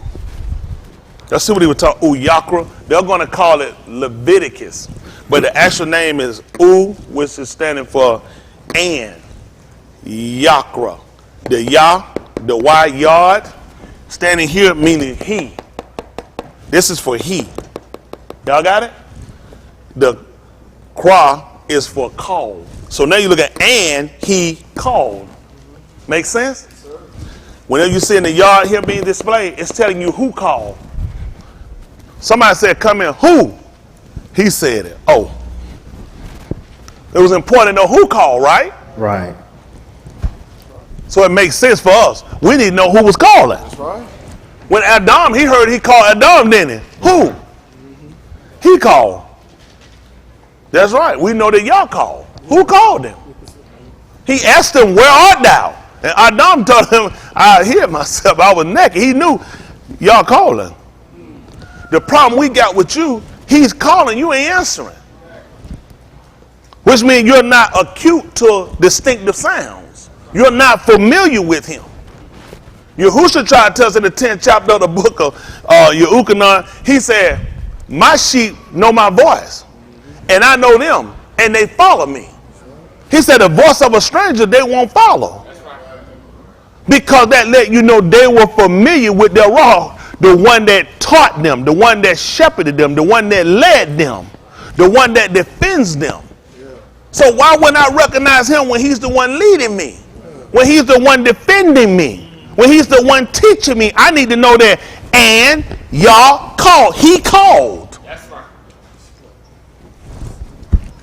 It makes that much difference when you read. I'm reading the book. I didn't know who is the book about. What is the book talking about? Listen. And Yahuwah spake unto Mushah, saying, What did he say? Speak unto the Benim of Yasharal, Go ahead. and say unto them, And say unto them, concerning the Muhadi of Yahuwah, what happened? which ye shall proclaim to be Kudash Shabbatun. See that? They're going to be set aside. Listen. Even these are my Muhadi. That's what we learned. He said, all these are my feasts. Everyone, he said, these are my times that you need to observe. I need you to observe these times. He called. Even Yahushua tried to tell you about a man that he bid at a feast. And he bidded people to come. He was trying, and he called. That's what he was trying. When he was telling these people what they thought was just a parable saying the money, he was trying to tell, and this man called.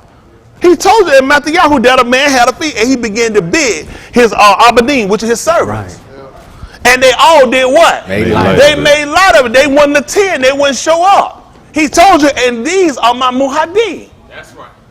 But when you don't know he called, how you going to know how to answer? That's right. Another chink in your armor. Verse 15. Same book. Listen. And ye shall count unto you from the morrow after the Shabbat, from the Yom that ye brought the sheaf of the wave offering, 7 Shabbat shall be complete, even unto the morrow after the 7th Shabbat shall ye number 50 Yamim, and ye shall offer a new meat offering unto Yahuwah. Mm-hmm. Ye shall bring out of your habitations. Drop down. What verse you at now? 17. Drop down to verse, see if it's about 25. Let me say what I want. Listen. Go ahead. Ye shall do no servile work therein, but ye shall offer an offering made by fire unto Yahuwah. Mm-hmm. And Yahuwah spake unto Mushah, saying, also on the 10th Yom of this 7th Yaruk, yes, there shall be a Yom of Kofar. Yes. It shall be an Kudash Shabbatun unto you. Yeah. And ye shall afflict your Nephash, and offer an offering made by fire unto Yahuwah. Mm-hmm. And ye shall do no work in that same Yom, for it is a Yom of Kofar, to make an kofar for you before Yahuwah your Alahym. What happened? For whatsoever nephash it be that shall not be afflicted in that same Yom, in that same day, he shall be cut off from among his arms. What happened? And whatsoever nephash it be that doeth any work in that same Yom, the same nephash will I destroy from among his arms. Yes. Ye shall do no manner of work. It shall be a statute forever throughout your Tuladav in all your dwellings. Yes. It shall be unto you a Shabbat of rest, and ye shall afflict your Nephash in the 9th Yom of the Yaruk at You said even. when? At the what? In the 9th Yom of the Yaruk. When I supposed to do this? At even. At what they call at night? What about it? From even. To when? Unto even. You said from night to night, from later to later. Shall ye celebrate your Shabbat. That's why I know them teachers. That's right. See, the people that were there that weren't intelligent, they would have missed it. He told you from 12 hours a night, 12 hours a day, you're supposed to keep it. No, sir. Don't you know it was evening when he was up on the tube? It was evening. So people that were watching that actually knew when he set up from Barashit weren't looking for 12 hours a day and 12 hours a night. They knew how we were supposed to keep it. They knew that when he stopped the Shamash from signing, that had ended a Yom. That's right. That's right. Because we've been in captivity and we've been in romance with these people. From the Romans put romance on you with no finance. Then what you gonna do?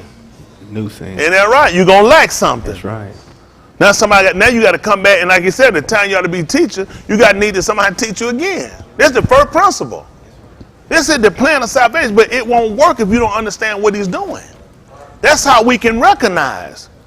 Well, I'm not just sitting here just whooping up something out of my mind and my imagination. I can put book to show you. He told them how they're supposed to keep it from evening to evening. The only way they could take him and put him on the tube that morning is that they had to have a layla.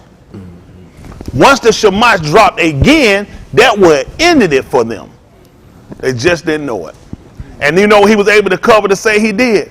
He made the sun stay up for the space of a whole day. He messed them up in the 11th chapter book of Euclid. He asked you, he saw him out there 12 hours in a day. He knew you would get thrown off with it. Because you watching these people time. Who told you that an hour was actually 60 minutes? Go to a psychiatrist, 50. You're a teacher. Y'all time is 60 minutes with the student. You got to cut it. You got to get them time to get to another class. Yep. Most of these people ain't intelligent enough to know that. They actually think they've been in class for 60 minutes. Because these people let you know that's your time. Yep.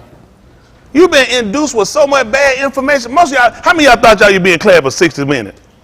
They ain't going to think it. You ain't the only person. The rest are going to be lying. You ain't going to make it in lying. That's how they get you. They'll tell you something and mess you up. And that's why they start they're trying to count him with their little corner time. And you're going to mess up every time. Hello? That's right. Come on, let's look at this. 8th chapter. Marshally. Marshally, they call Proverbs 8:1. I get y'all finished and move. Again, you know what I'm doing? I'm teaching. I'm getting you to learn. Because whatsoever things are written aforetime are written for your what?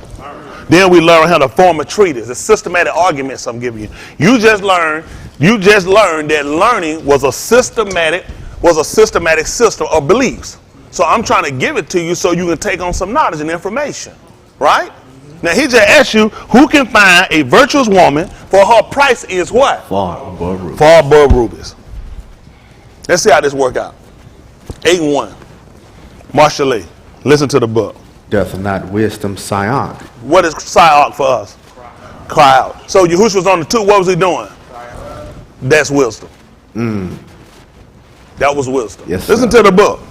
And understanding put forth her voice. See that? They didn't even pay attention. That's how they knew who he was. That's right. After he cried out the second time, the soldier that were there, they said that truly this was who? The Ben of Alahym. Which mean they recognized. They took now, they saw the resemblance. That's right. Hello? Yes, sir. They recognized. Why they didn't say that before that? It wasn't until they saw him doing signs and wonders. That's right. That they recognized that he was the Ben of Alahym, knowing where he proceeded from. Yes, sir. Listen. She standeth in the top of high Malchum. Wow. Talking about on the place of a skull? Golgotha? Man, I miss all of this. Listen. By the Darak in the Malchum of the paths. See that? By the Darak in the gates? Malchum of the paths. I'm trying to tell them, you know what rock a path off a gate. That's right. Don't take that long. But listen, I try to tell these people, me and my boss work together like that. I know he'll give you understanding. That's what we came to do. That's listen right. to the book. She Syak at the gates. Oh my goodness. I could never know where that goes. She cried from the gate? Yes, sir. Wow. Where'd that go? Maybe we need to pray over it, ISO and EXO it. Who would understand this? Huh? People that know the Torah, because this is written in your Torah. That's right. It's written in your Tanakh, actually. Torah, Tanakh. Torah is going to deal with law. That's going to deal with your first 5 books. You deal with your Tanakh, you're going to deal with your other Nabaim that they're going to call prophets. They're going to categorize them by major, minors. Eyub is not going to be considered with the Nabaim. He's going to be with the writings. Right. That's right. The Kitavims. He's going to be with the writings. Okay? So that's what we're looking at. We go back and we start looking at all these writings. These help us out. That's how we know. Listen. She Syak at the gates, at the entry of the See, city. the problem you got, they saying she, and you messed up with that. Because you know what your problem is? You can't get over that it's a female. And you know what what a female can do? She can bear. Yeah. And the book said he bore our sins. That's right. That's what a woman does. That's right. A man begets, a woman bears. That's right. You ain't gonna believe it. In the garden, he made the man, the Ish, That's and right. the man bare For the woman. That's right. Yes, sir. Go figure. So he messed them up because they so carnal. They just constantly looking for a woman. You didn't realize, look at his traits. The man had a womb. That's what a woman has. A womb. That's what you have. That's why it bleeds. It's a sore. Mm-hmm. It bleeds. Yep. Hello? Yes, sir. It bleeds. It's a sore. It's a wound. Guess what happened? They pierced him in his side. He had a wound. Yep. Guess what it did, Dave? Bled. It bled. That's how he was able to testify, and I know it's him. See, the book said they that watch. That's how I know. Well, you tell me when you seen a woman do this. Listen to the book. At the entry of the city. See that? At the entry of the city. At the coming in at the doors. Wow. Like you can't get no. Do we need to get in the spirit to see this? No. Listen. Unto you, O Alahym, I call. See that? Who? Oh yeah. And he called. That's right. And he called. Listen. See, all this works to show you whether or not it's right. Listen. And my voice is to the Bani of Alahym. Listen. O ye simple, Listen. understand wisdom. Understand wisdom. And ye fools, be ye of an understanding lob. Listen. Hear, for I will speak of excellent things. Yeah. And the opening of my lips. What is that? The paw. The opening. That's also what he had in his side. Listen. And the opening of my lips shall be Sadiq things. Listen. For my paw shall speak Amat, and Rasha is an abomination to my lips. He said, listen, that wickedness is an abomination to his lips. Listen. All the dabarim of my paw are in Sadiq. Mm-hmm. There is nothing forward or perverse in them. What happened? They are all plain to him that understandeth. See that? He told him to write it and make it what? Plain. Ain't difficult. Listen. And Sadiq to them that find knowledge. Listen. Receive my instruction, and not silver. You do what now? Receive my instruction. And not what? Not silver. What else? And knowledge rather than choice gold. What happened? For wisdom is better than rubies. Got him. I thought I forgot. That's Y'all don't know. They don't know I do this for a living. For a living. That's People right. think I do it for recreation. No, sir. So what was about the virtuous woman now? What you just found out about her? Wisdom. See how you picked that up? Yes, sir. That might have been talking about onyx stone if it wasn't rubies. You know what I'm trying to think? Is he talking about topaz? What type of thing? See, you'll waste too much time trying to run off somewhere you ain't got to go. See, it don't take nothing but a teacher, show it to you. That's right. So now you just found out what's the distinct characteristic for her that put her value above rubies. Wise. She was wise. Hello? Yes, sir. Is this something he wanted for you? At the 32nd chapter book of All Our Dabarim. They call it Deuteronomy. I like Bobby Brown better with Deuteronomy. Truth about it. That's before Whitney and Crack. That's right. All Sweetest little girl. Dabarim. And this is, tell them what it is. These were the words. And these were the words. Plural, the mem. And these were the words. All right? 32 and verse 27. Make it 25. Let me see what that's saying. Say that what I want. Listen to the book. The sword without and terror within shall destroy both the young Ish and the Bathula, the suckling also with the Ish of gray hairs. I said, I would scatter them into corners. Yeah. I would make the Zakar. That makes sense. Huh? He was going to put us in all four of the directions. That's He was right. letting us know that's how we know we scatter, we out. That's right. Yes, He sir. just told you where he's going to put it. He's going to put you in the four corners. Yes, sir. Hello? Yes, sir. You know, who got four corners? A pool table. That's right. I'm going to put you in the four corners. That's right. I know he got a side pocket, so did the top. So did the topper. Mm-hmm. And that's where they put the work, that's where they put it in the butt, they put it in the side. That's right. And but it got four corners. That's why he put you down. You ain't going to believe about your tassels. They supposed to be on the four corners. That's right. Hello? Yes, sir. That's why he said we're going to put them at the four corners. Where you got yours at? Yes, sir. Don't worry about it. Listen. I would make the Somebody said, I got one in my forehead. I know. Listen.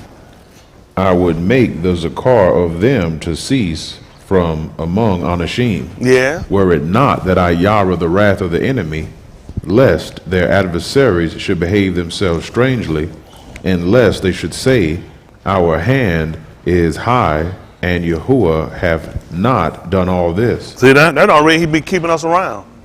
He said he looked at, I want to do more to you. He said, but the people that really hate you, they'll sit around and assume they done it. They'll say Yahuwah ain't working for you. Like the coronavirus, they're doing exactly what they're supposed to do to these people. Yep. Wipe them out. He doing the same thing he did for before when we was here. You in Mitzrayim. Right. You're not in America. That's right. That makes absolutely no sense you're in America. You're in exactly where he told you were going. That's right. He said he was going to send you back to Mizraim. Where? Ships. In ships. You walked in first. Second time you got carried in ships. That's right. Hello? Yes, You're on the sir. other side of it. That's right. See, what messed us up, we see these carnal mouth, these crackers giver, and we start, this is spiritually called Mizraim. Then you are a liar. Yeah. There's nothing where he told you were going no spiritual Mizraim. He said you was going back into Mizraim. What was it? In ship. He talked about you going back again. Have you been in Mizraim in the spirit before? Nope. Then you can't use again. That's right. You can only use again if you've done it before. That's right. That's right. You can't use again if you've never been there. That's right. You can only use again if you've been there. So this can't be spiritual, which means I am literally in Mizraim. Yep. You're That's on right. the backside of it. That's right. They fooled you. Mizraim Empire went further than what these crackers That's showed right. you. The reason that map they show you of Africa is a lot larger than what they show you. That's right. Why would these people ever show you anything of a mod? You're still in Mizraim. That's why you have pyramid. That's why you have desert. That's why you have a river. The Mississippi that cut all the way through as a vein. That's what the Nile does. Everything you got him because you're in Mizraim. That's right. When they came here, the people they actually came into and they met when the crackers landed here, look behind me and fact check me. They met Mizraim. They met them when they came here. That's why they have all the practice, why they put an obelisk in Washington, D.C. Yep. Because they met them when they came here. That's right. We had already been here. What they call Mexico, we had already been in. We built. They have pyramids in Mexico. Yes, sir. That's These right. people, y'all don't know nothing. That's right. We already been there. That's right. Listen, Mexicans are Spanish, Latin, which means they were dominated by the Roman. That's why Right. they call themselves Latinos. That's right. Because they're all under the domination of the Romans. That's right. The Spanish they speak is from them. Now, how in the world now? These people are from them, descended, broke off from them, speak their language. Just help me out. I'm saying you're considered under Latin, am I correct? Tell me what this is. What name is that? Who? Jesus. Latin, am I correct? I'm sorry, you're Atlantic descent, am I correct? Is that Jesus in Latin or is that Jesus? You see how dumb niggas are? That's right. Now, these two people just happen to be a Latin descent. That's right. How the hell you come up with Jesus? That's right. Yes, sir. It makes no sense. That's right. How you gonna argue with somebody about, now I'm gonna argue with you about your, no, do not call my Lord and Savior no Jesus. That's not even your language. That's right. That's right. No, guess what you ain't had to go get in right then? The spirit. That's right. Did y'all have to go off in the spirit right then and seek back? They look at this and say, you do know you stupid, but if that's what you want to call it, everything you do, nobody does it. I know some Mexican name Jesus. You know they'll laugh. They tell me, his name Jesus. They'll laugh when they tell me. They laugh. They want to see if try to show, because they like, I know you going to call him Jesus. So they'll laugh and they'll say, his name Jesus. I'm like, shit, for I'm concerned his name Jesus, it ain't mean nothing to me. That's right. His name Jesus. That's right. But I'm just saying, but they got you speaking and saying something, and you don't even know what you're doing. People that's other descent know you're making a fool out of yourself. What do you think? What's the big move of why they went and conquered all these places so quickly and left their domination? Because they know that you've been there. Right. The man just told you, I'm going to wipe the remembrance of you away. So what's going to happen when I go to one of these Latin islands?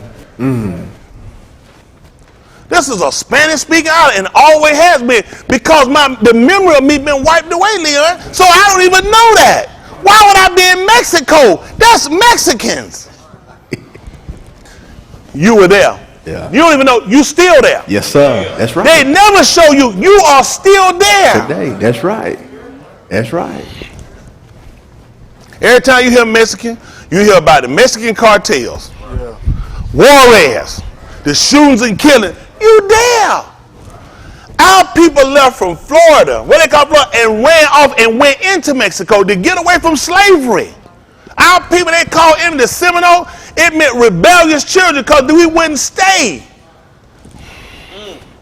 That's why we wouldn't stay. Listen, they did the same thing just like we did when he told us to go into Babylon. You know what, Leon? All our people weren't going. That's right. They didn't go. They ain't go. All our people didn't go no better. Stop telling these lies. All of our people didn't go. He got on us about it. That's right. He told Yirmiyahu, look at these two baskets. Yeah. One can be eaten, the other can't, because they're so rotten, they're rebellious. That's what Seminole meant. That meant wild child. That's right. 34. That's right. They got your ass down here chopping like this here trying to play football. That's not what it meant. They named us Seminole because we wouldn't stay. That's right. Am I making this up there? That's true. These folks don't know I know what I'm talking about, do they? Listen, don't kill your time. You don't know nothing. All you think is a damn helmet and a football run make a fool. White people let you there because they know you don't know no better. Yeah. White people know you don't. Why you think that people that say they're selling the internet, they making them take that shit down saying, listen, don't do that. That's offensive. You the only people you take no offense to nothing. And he told you what I was going to do to you. If I'm telling you something you didn't know, that meant the book is right. He told you I'm going to wipe the remembrance of you. Yes, sir.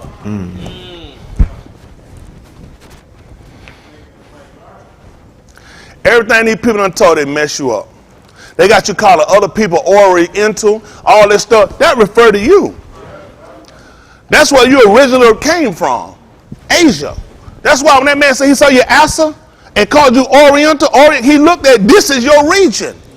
This way you originated from where the sun rises. First thing you see somebody Chinese or something, hey, they Asian, man, they Oriental. And the white folks just let them make a damn fool like yourself. Call it whatever, you Chinese, you Vietnamese. That's right. You're not Asian and you're not Oriental. That's right. We are the original Asa, not Asians. We are the original Orient because this is where we originated from. When Abraham started bearing his kids, that became our region. Abraham sent every one of his kids to stay in the east. He didn't send nobody said, go west, young man. Go to Texas and discover oil. That's what they told us years ago back young. That's right. Go west, young man. Made a fool. Right. That's some shit for cowboys and white folks. That's right. We stayed in the east. That's right. We've been damaged. We got a lot of damage and we got to fix it. Don't you know it's important for these people to run to these places and name them and change them so you wouldn't know you were there? Go anywhere on an expedition, go anywhere on a cruise, ain't no nigga driving no boat, ain't no nigga doing that. When they first got explorers and navigators, they were black. We were the only people that sail all these seas and regions. We the only people that have been around the globe and been to these places. Everywhere they land Columbus went, you know what he told them? All of them look like Africa. Yep, that's right. Africans everywhere. Everywhere he went, his white little no wash your hand, dirty ass got off he saw. That's right. He said they all look like Africans. That's right. He didn't realize he thought he kept landing the same damn place because all of them look alike. That's why when white folks see you, ain't gonna believe what they say. All you look alike. That's the speech of Columbus, an Italian. Oh, wow. What about the Roman religion? Working for the Spaniards, and you speak Spanish. And they send your kids to school to learn Spanish because they putting you right back in the detriment you've been in. Teach your kids, nigga. That's right.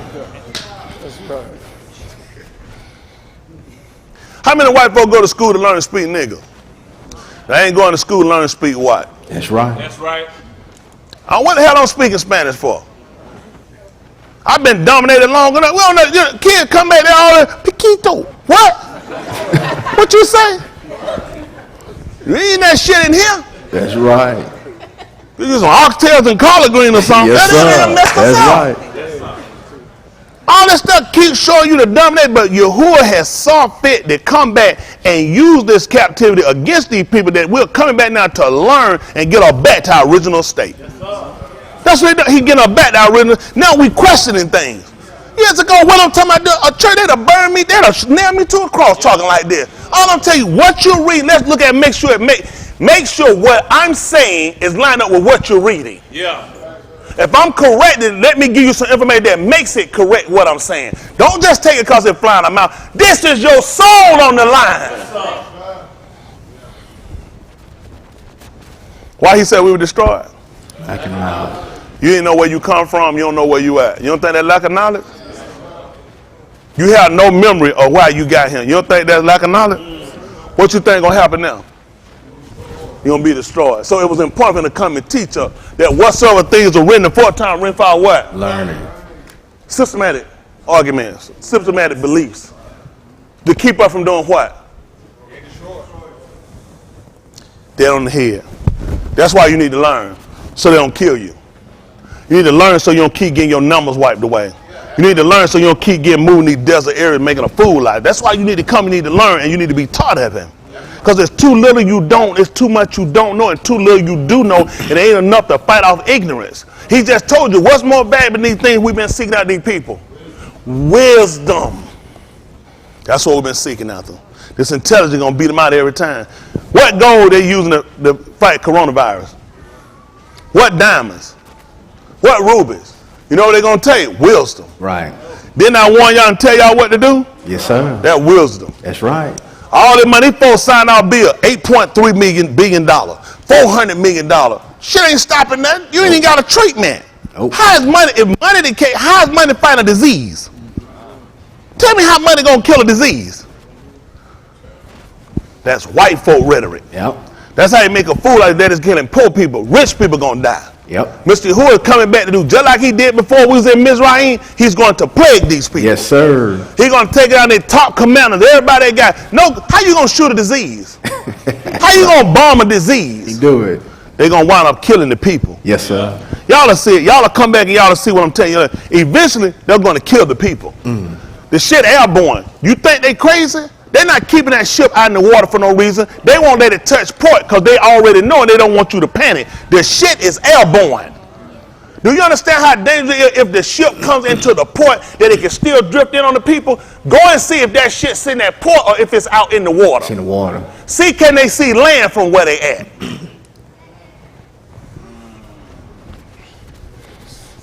What they tell you? Why they can't come to the port? Won't let them. How I'm going to catch it if they up, down, I'm down here? Because they know the shit is airborne. They need you to believe that you okay and you away from it. They're not ever going to tell you real numbers of what's going on and the detriment of it. It's a lot more serious than what people know. I'm not worried about that. I'm trying to make sure we secure our salvation. Yeah. That's right. If you can't get away from it, the only thing you can do is make sure you're right. That's right.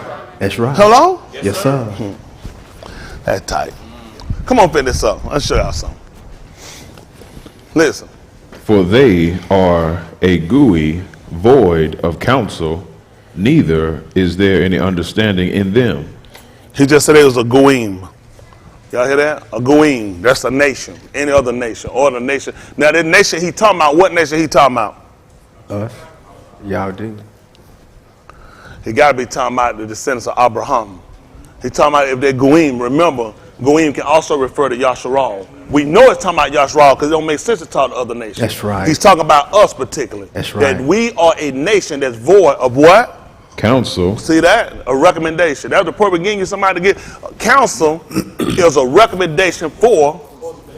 So if he's wiping away our memory, if he's destroying us and we're going to be defeated, don't we need somebody to tell us how to combat that? So it's going to make sense. They're going to tell you Yirmiyahu 3:16. And I will give you what? Right. After my what? Loud. Which is going to feed you with what? Knowledge and understanding. So it ain't hard to fix it. He said they board a counsel. That means I need to give them someone that can teach them. Come on. Yes, sir. So we can get them from stupidity. That's right. Listen. Neither is there any understanding in them. Listen. Oh, that they were wise. See that? Their value be up. See that? Oh, if they price were far above rubies. Listen what happened. That they understood this. And that's what a Raha supposed to do. He supposed to give you understanding. That's right. And what else? That they would consider Their what? Their latter end. We gonna die. See that? You know what you need to consider your latter end? Wisdom and understanding. That's right. And you don't believe what she been doing. She been putting forth her foot the whole time. That's what he was asking y'all about. Don't she cry? Don't she sigh? Yes, sir. Don't she talk to the people that sit in the gates? Yes, sir. At the dollar? That's right. That's how important the dollar was. The dollar is the interest way. Let me tell y'all something.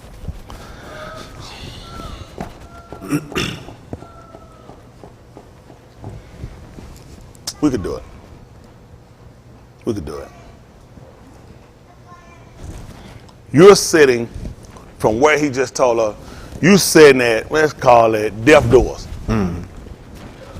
That's where you're at. You're at deaf doors. And the problem is,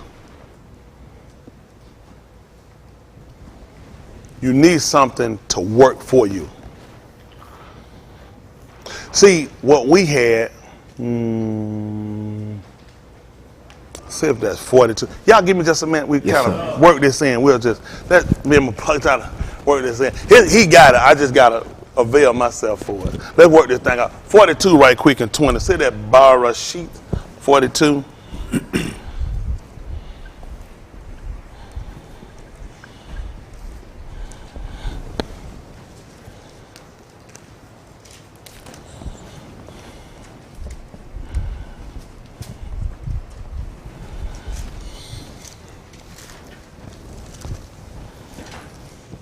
See if that Romans 8, hold on, no, 5.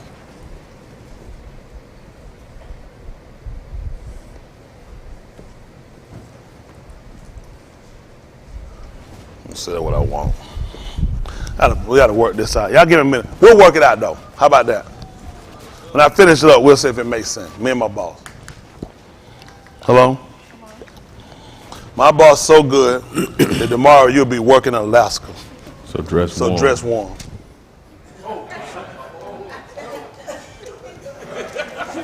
You better be in the spirit. What's wrong with that man? Listen to the book. What verse? I can't see. Verse 8. Oh my goodness. You didn't get you some hymn. Not now. Listen. Yes, sir. And Yahusuf knew his Akim, but they knew him not. What happened? And Yahusuf remembered the Kalamud, which he Kalamud of them, and said unto them, Ye are spies to see the aura of the land. The naked ye are of the come. land. Mm-hmm. And they said unto him, Nay, my Adon, but to buy food are thy Abadim come. Mm-hmm. We are all one Ish Bani. We are Amat Anashim. Thy Abadim are no spies. Mm-hmm. And he said unto them, Nay, but to see the aura of the land ye are come. Mm-hmm. And they said, Thy Abadim are 12 Akim, and the Bani of one Ish in the land of Canaan. What did you learn from that statement?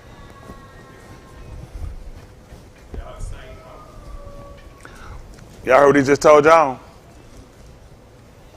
You should have learned that. Your book told you that. In the book of Zechariah, it told you, it said, how we not all one father. Abba. That's right. One Abba. That's what they told them. They had different mothers, but they all had the same Abba. That's what we let them know. That set the precedent for us. That we all proceeded out from one. Y'all hear? Those 12 represented 12 Gunim, 12 nations. But they all came from one Abba. Hello? Okay. All right. Listen. And behold, the youngest is this Yum with our Abba, and one is not. And Yahusuf said unto them, That is it that I spake unto you, saying, Ye are spies. Hereby ye shall be proved by the Kai of Pharaoh, ye shall not go forth hence, except your youngest ox come hither. Send one of you, and let him fetch your ox, and ye shall be kept in prison, that your dabarim may be proved, whether there be any amat in you, or else by the Kai of Pharaoh, surely ye are spies. And he put them all together inward 3 yamim. And Yusuf said unto Which them, meant he'd have put them in the Beth. And it told you within, the Beth. Within, it also meant the dungeon, the prison. That's where he put them, Beth. It will let you know, within, he put them in the dungeon, in the prison. See, people don't realize when you go into Kubal, that's a prison. The book told you how she opened and knocked the door to her prisoners. Guess what he was talking about? He was talking about the grave. The grave doesn't let you out. Hello? All this is important for you because the purpose of Yahushua coming, we had to understand from a natural estate. When a person is in prison, they're in captivity. They've been taken into custody, which means they lost rights. They lost connection. They've been cut off. Just like when a person dies and go into a grave. You've been cut off. The door's been shut. It's been locked. You're being held. Even against your will. Even if you want to come out, you can't. You're being kept. So the purpose of him coming was to release and open the door of the prisoner. Let's see what happened. Listen. and he put them all together into war 3 yamim. Listen. And Yusuf said unto Where them, he put them where? into war 3 yamim. 3 days? What happened? And Yusuf said unto them, What did he say? the third yom, this do in Kai for Ayara Alahym. See that? You ain't believe how you got to let him go. Now you can see why the grave had to loose him. Because at Alahym, it feared him. I got to let you go if you do this. Tell me what happened. If ye be Amat Anashim, Yeah. let one of your Akim be bound in the house of your prison. Go ye carry corn for the famine of your houses, but bring your youngest ox unto me. What happened? So shall your dabarim be verified, and What ye happened? shall not moot. And they did so. Yeah. And they said one to another, What did they say? we are verily guilty concerning our ox, Yeah. and that we saw the anguish in his nephesh when he besought us, Yeah. and we would not hear. Listen. Therefore is this distress come upon us. So we wonder why we in stress. What happened? And Reuben answered them, saying, What? Spake I not unto you, Did saying, not tell y'all saying. Go ahead. do not this kata Yeah. against the Yalit, Yes. and ye would not hear. What happened? Therefore, behold, also his dam is required. See that? You see that? The blood talking again. Listen what happened. And they knew not that Yusuf understood them. You said they knew what now? Not that Yusuf understood them. How was he talking then? For he spake unto them by an interpreter. See that? You got to be able to get somebody that can get a connection, get you across to them. See, I'm trying to get you to understand that you saying and you doing things, and you got to get somebody that can translate and get it to him. You thought they had a one-on-one conversation where it was written, didn't it? It's like he say something, they say something, didn't it? That's right. Somebody was interference in the middle. That's right. Mediator. Y'all got it? Yes, Here sir. again, we're looking at value system of a mediator. That's right. Hello? That's right. Here you are, these guys confessing. We done wrong, didn't I tell you? He tell them about getting life. How am I going to know about life if I don't have somebody to tell me what's being spoken or said? How am I going to get myself out of the situation if it can't be transferred over? You're in a dying situation, people, and you don't have any way to get your message across. See that 5 and 4. 5 and 8, we'll jump down. I told him about, we'll work it out with the help of Mr. Yahuwah. I can do nothing of myself. That's right. Listen to the book. And patience, experience, and experience, hope. And, Hope maketh not ashamed. yes, Because the Ahab of Alahym is shed abroad in our lob by the Ruach HaKodesh, which is given unto us. see that? Which are given unto us? Tell what happened. For when we were yet without strength, What did he do? in due time, Mashiach moved. See that? That's how important we see the strength of his blood is death. I mean, we were weak. If you were without strength, what happened? You exhausted. Huh? You without strength. So we saw the strength in his dying. It was important to us. Hello? Listen. For the Rasha, Liz. for scarcely for a Sadiq each will one moot. Pre-adventure what? For a two each, some would even dare to moot. But what happened? Alahym commendeth his Ahab toward us, Yeah. in that while we were yet sinners, Then what happened? Mashiach moot for Can us. you believe that? When we were wrong. When we were wrong. Can you believe that? He said, you know, for somebody, you like, man, listen, this brother here, real good brother, man. You're doubting him. Shit. You do it. You talking about, do you understand? You talking about giving up your life for this nigga? This great nigga? I ain't even think about that. Especially like, you know what I'm saying? He all right. What about an all right nigga? Let's talk nigga. All right nigga. How many of y'all ready to die for an all right nigga? Or sometime a nigga? How about an always deadbeat, no good nigga? That's what he told you. He said, but he did it. That's right. Can you do that? He commended and trusted his Ahab toward us, his affection toward us, that while we were yet sinners. You ain't gonna believe it.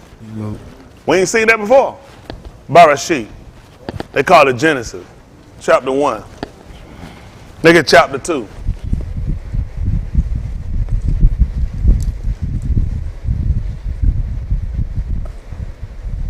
Two and 6, 2 and 16, Barashit.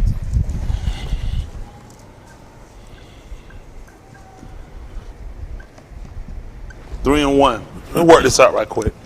Because see, we got to look at this from what standpoint? As a each. That's right. This is a systematic platform we set that you got to believe. You just going to believe somebody that's going to die for a sinner? Hello? Then we got to look at relationship. That's right.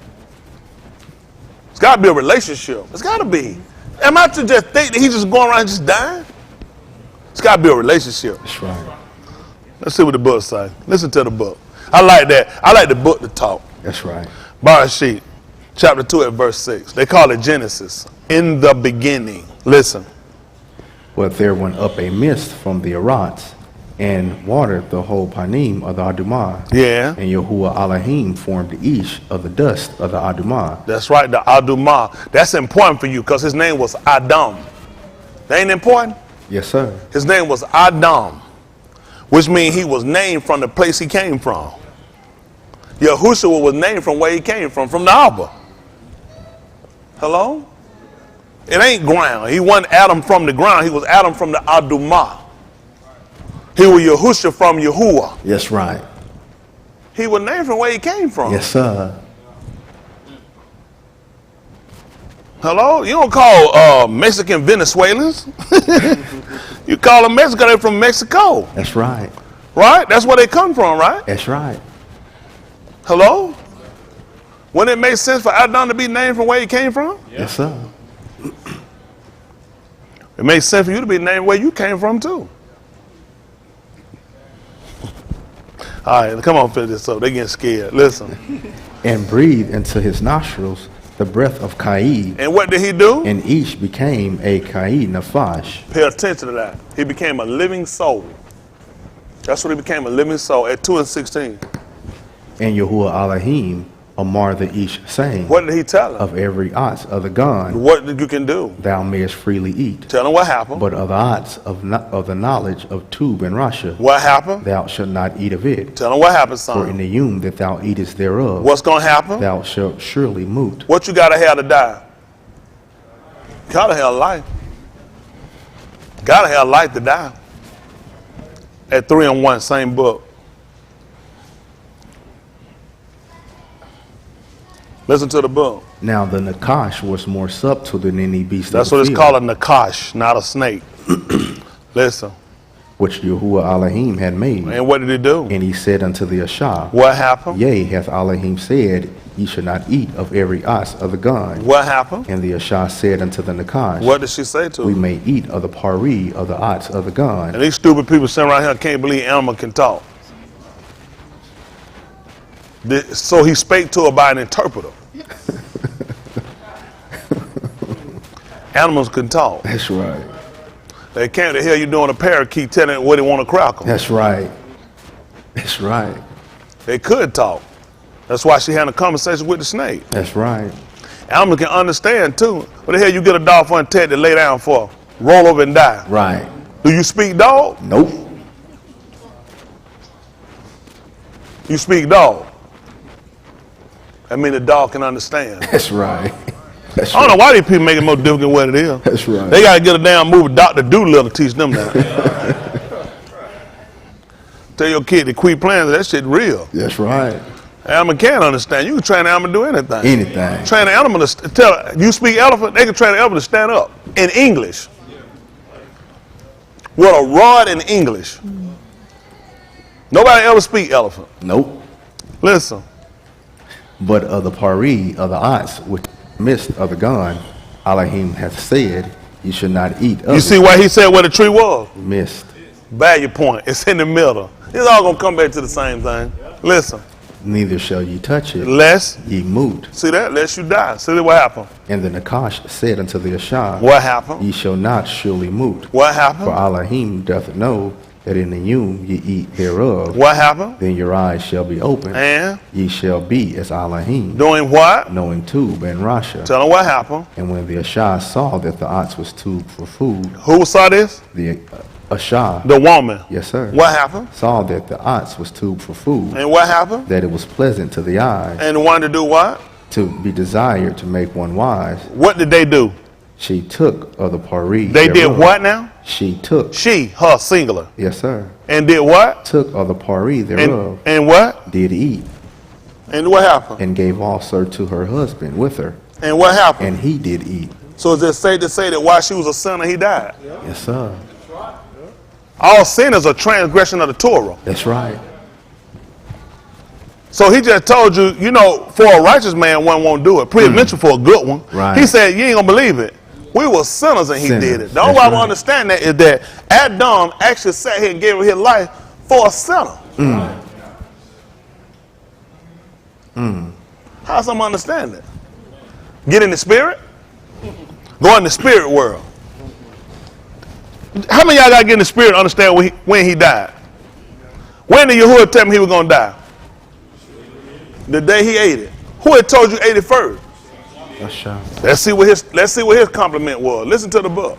And the eyes of them both were open. And They knew that they were Ara, what happened? and they sewed fig leaves together, And did what? made themselves aprons. And did what? And they heard the voice of Yahuwah Alahym walking in the gun in the cool of the yum. Tell him what happened. And Adam and his Ashah hid themselves from the presence of Yahuwah Alahym amongst the ots of the gun. See that? In the wilderness. Bamat bar. That's where they hid themselves at. Listen. And Yahuwah Alahym called unto Adam and said unto him, He did what? called unto Adam. No, it's Yakra. And he called. And he called. What happened? And he said unto him, where art thou? And he said, I heard thy voice in the gun, Yeah. and I was afraid, because I was Ara, and I hid myself. The only way he could tell him that is because he came out. He couldn't tell him that while he was still in Bamat bar. He could only tell him this when he came out. EU told us that when he called, he said, and I'll answer. Because he's going to have a desire to the works of his hand. That's why he answered. Because he knew he was going to have a desire to the works of his hand. This is what happened. And he said, who told thee that thou was Ara? Had thou did what? Eaten of the ox, whereof I amar thee that thou shouldest not eat. Tell him what happened. And the Ish said, the Ashah, whom thou gavest to be with me, What'd she do? she gave me of the ox, and I did eat. So that let you know right there. He told her that he'd do it. What was he going to do? He was going to move. He was going to die. So when did he die? While she was a sinner. I had to understand that because of resemblance. The oon. This is when Yahusha died for me. When I was a sinner. I'm looking for a resemblance. They're brothers. They got the same father. They're brothers. That's right. Didn't y'all know they were brothers? Then I'm looking at resemblance. Come on, finish this up. 5th chapter.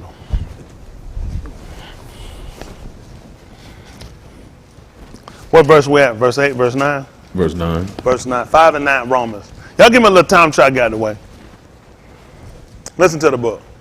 Much more then, being now justified by his dam, we shall be saved from wrath through him. Yeah. For if, when we were enemies, we were reconciled to Alahym by the moot of his being, much more, being reconciled, we shall be saved by his Kai. Yes. And not only so, but we also Shusha in Alahym through our Adon, Yahushua HaMashiach, by whom we have now received the Kafar. What happened? Wherefore, as by one Ish, Kata entered into the Arats, and Mut by Kata, and so Mut passed upon all Anashim, for that all have Kata. For until the Torah, Kata was in the Arats, but Kata is not imputed where there is no Torah. Nevertheless, Mut reigned from Adam to Musha, even over them that had not Kata after the similitude of Adam's transgression, who is the figure of him that was to come. Resemblance of him that was to come? What happened? But not as the offense, so also is the free Barak. For if through the offense of one many be moot, What happened? much more by the Khan of Alahym, and the Barak by Khan, which is by one Ish, Yahushua HaMashiach, hath abounded unto many. So now we start to look at what he started to put together for us. We had to know one first. Everybody had to sit back and look at the offense of one transpired that it affected many. When we were reading here in the 42nd chapter of the book of Barashit, you remember what they did? One man died, and all of the other 11 brothers wound up taking on the offense from it. Reuben was trying to tell him. He said, did not I try to tell you to leave the boy alone? This is why all this has happened to us, because of the offense of one. The offense of one. I'm giving to you on a smaller detail so you just understand how the offense of one came down and it wound up causing Rasha evil to fall on many. The offense of Adam is how they always knew it. The offense of Adam fell on everybody. The saying came to pass, the reproach of them that reproach thee. You know who could say that? The children. Because your Torah told you that I visit the iniquities of the fathers. Where? Until the when? He didn't tell you if I told you 4. It was going to be important because he was letting you know that you should be counting. Just like you would count for Pentecost. Ukak Shabur, they call it. Well, that's how named Pentecost they call it. So we were counting for the 4th Tuledah, 4th generation. This is when Yahushua came on the scene. That's right. Those that were strict and knew the Torah looked at, when you start doing the count of his Tuledah, which is generation, you start noticing he came in the 4th Tuledah. That's right. Those that were familiar with Abraham, who knew when Abraham had fallen asleep and had a what? Kalamu, a dream. That's right. What was in the dream? Horror, terror. He saw the captivity of his people, the destruction of his people. But he also saw when the deliverance of his people going to come in their 4th Tuledah. That's right. That's how important was him coming. He'd have came in the 5th, I wouldn't believe him. He'd have popped up in the 2nd, I wouldn't believe him. He had to come in the 4th Tuledah. People, see, what you thinking, people just popped up and heard something and started believing. People had to believe on him, and he told you how. Just like the Sefer had said, it already told you. He was going to bring us out in our 4th Tuledah. He just cut time short. Yahusha came in our 4th Tuledah. That important that you paid attention. that important that you knew about everything had to line up. These were systematic arguments. They can't be systematic if they're outside of the system. It's already been created. We just got to look at what lines, what intersects with the system that's already been put in place. Don't look for something outside the system. That's not what's written. Whatsoever things are written aforetime, written for our learning, that we through patient comfort of the scripture. I have hope. I know it came in the forth to the dark. They give me hope. All this give me my hope. See, where I felt I was hopeless, where I felt like there was no end or no conclusion for me, now when I go back and look at the system that's been put into play, I see we got to win here. That's right. Hello? There's a lot of work in what we're doing. This ain't something that you're going to just do in a matter of moments and seconds. You're going to get all this information, take off and go somewhere. This is something we do over a course of time. That's what he did.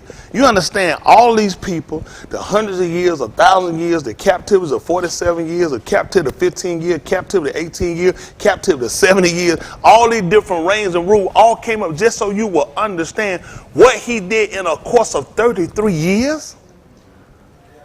All of that just to get you to understand what he will manifest in 33 years. He knew it was going to take all that for you to get it. Yep. He's going to have to give you something that was going to be founded and something that was going to be concrete, something going to be hard, on a bond, a stone. Do y'all understand how important these are to you? They don't know. Y'all don't know, do you? Why y'all don't know? That's the only way it's going to work. Let's just be honest about it. He ain't gave it to you yet. So what we'll do, we could do that. We could do that. I know they don't know it. Let's see. Let's jump right quick as we get through. It's pure. Let's just jump right quick. Let's say a star. You call it Esther. Her name is Hadassah. That's her Aboriginal name, a star. We'll use a star. They got it there. That's actually what they named. That's her Babylonian name, a star. How important that is to us? Hello? 3 and 4. That's actually her Babylonian, a star. Where are your stars at? In the sky. In the sky. In the Shamayim. Which let you know again that the people that speak Aramaic, the people that speak Latin, and the people that speak Greek have always been stargazers. This is not a Latin name. This is not her Greek deity name. This is a name she'd have got from people that spoke Aramaic. This is people that spoke that you'd have got your last system of writing. What he put up on the board, when you saw your last system of writing, which they were called the modern. The modern was a style that was believed they picked up when they went into Babylon, or went into the gates of the gods. They spoke Aramaic. They did not speak Greek. They did not speak Russian. They spoke Aramaic. That's why they picked up another form of system of writing that they would have. Y'all got it? Okay. So a star. This was you that got, which means when they saw us, they knew that you were Alahym. They called you by one of their foreign deities, but that let you know that they knew that you were Alahym. When Alahym made Adam and Ka'ur, not Eve, Ka'ur, because she was the life giver. That's how important it was when we saw Yahusha in a feminine state. Because the life giver came from the woman, the Eve, the Ashah. Y'all hear me? In her back, she's a life giver. Hello? All right. Just want to make sure we see that. That lets you know that when they saw us, they recognized not only the males, they recognized that the females were Alahym. And the fact that they named you after one of their deities. Go figure. Listen to the book. This chapter 3, verse 4. Listen. Now it came to pass, What and they happened? spake daily unto him, and he hearkened not unto them. That's what they'd have called me out, but they'd have called me more darky. It's an insult, but that's fine too. You know why? Because they hurled insults at Yahusha. His name is not Mordecai. His name would be Mordaki, which would be they would actually insult him. They would call him a little man. That's fine, because if you look at the yard in its final form or in the modern writing, it's the smallest we got. So that's fine they'd call us small. They was trying to insult him. But the man did big works, didn't it? It's an insult. Why wouldn't they insult us? Huh? Didn't they insult Yahusha? They hurled them at him, didn't they? Yeah. I'll teach about that. They're not ready. We'll try it anyway. Listen. That they told Haman to see whether Mordecai matters would stand. Listen. For he had told them that he was a Yehudi. You say he told he was a Christian what now? He was a Yehudi. Tell what I am, a Yehudi. Listen. And when Haman saw that Mordecai bowed not, nor did him reverence, What happened? then was Haman full of wrath. And did what? And he brought scorn to lay hands on Mordecai He was pissed. alone. You see that? He gonna put his hands on it. I wish you would. Listen. For they had shewed him the arm of Mordecai. They showed him the people of Mordecai. Listen.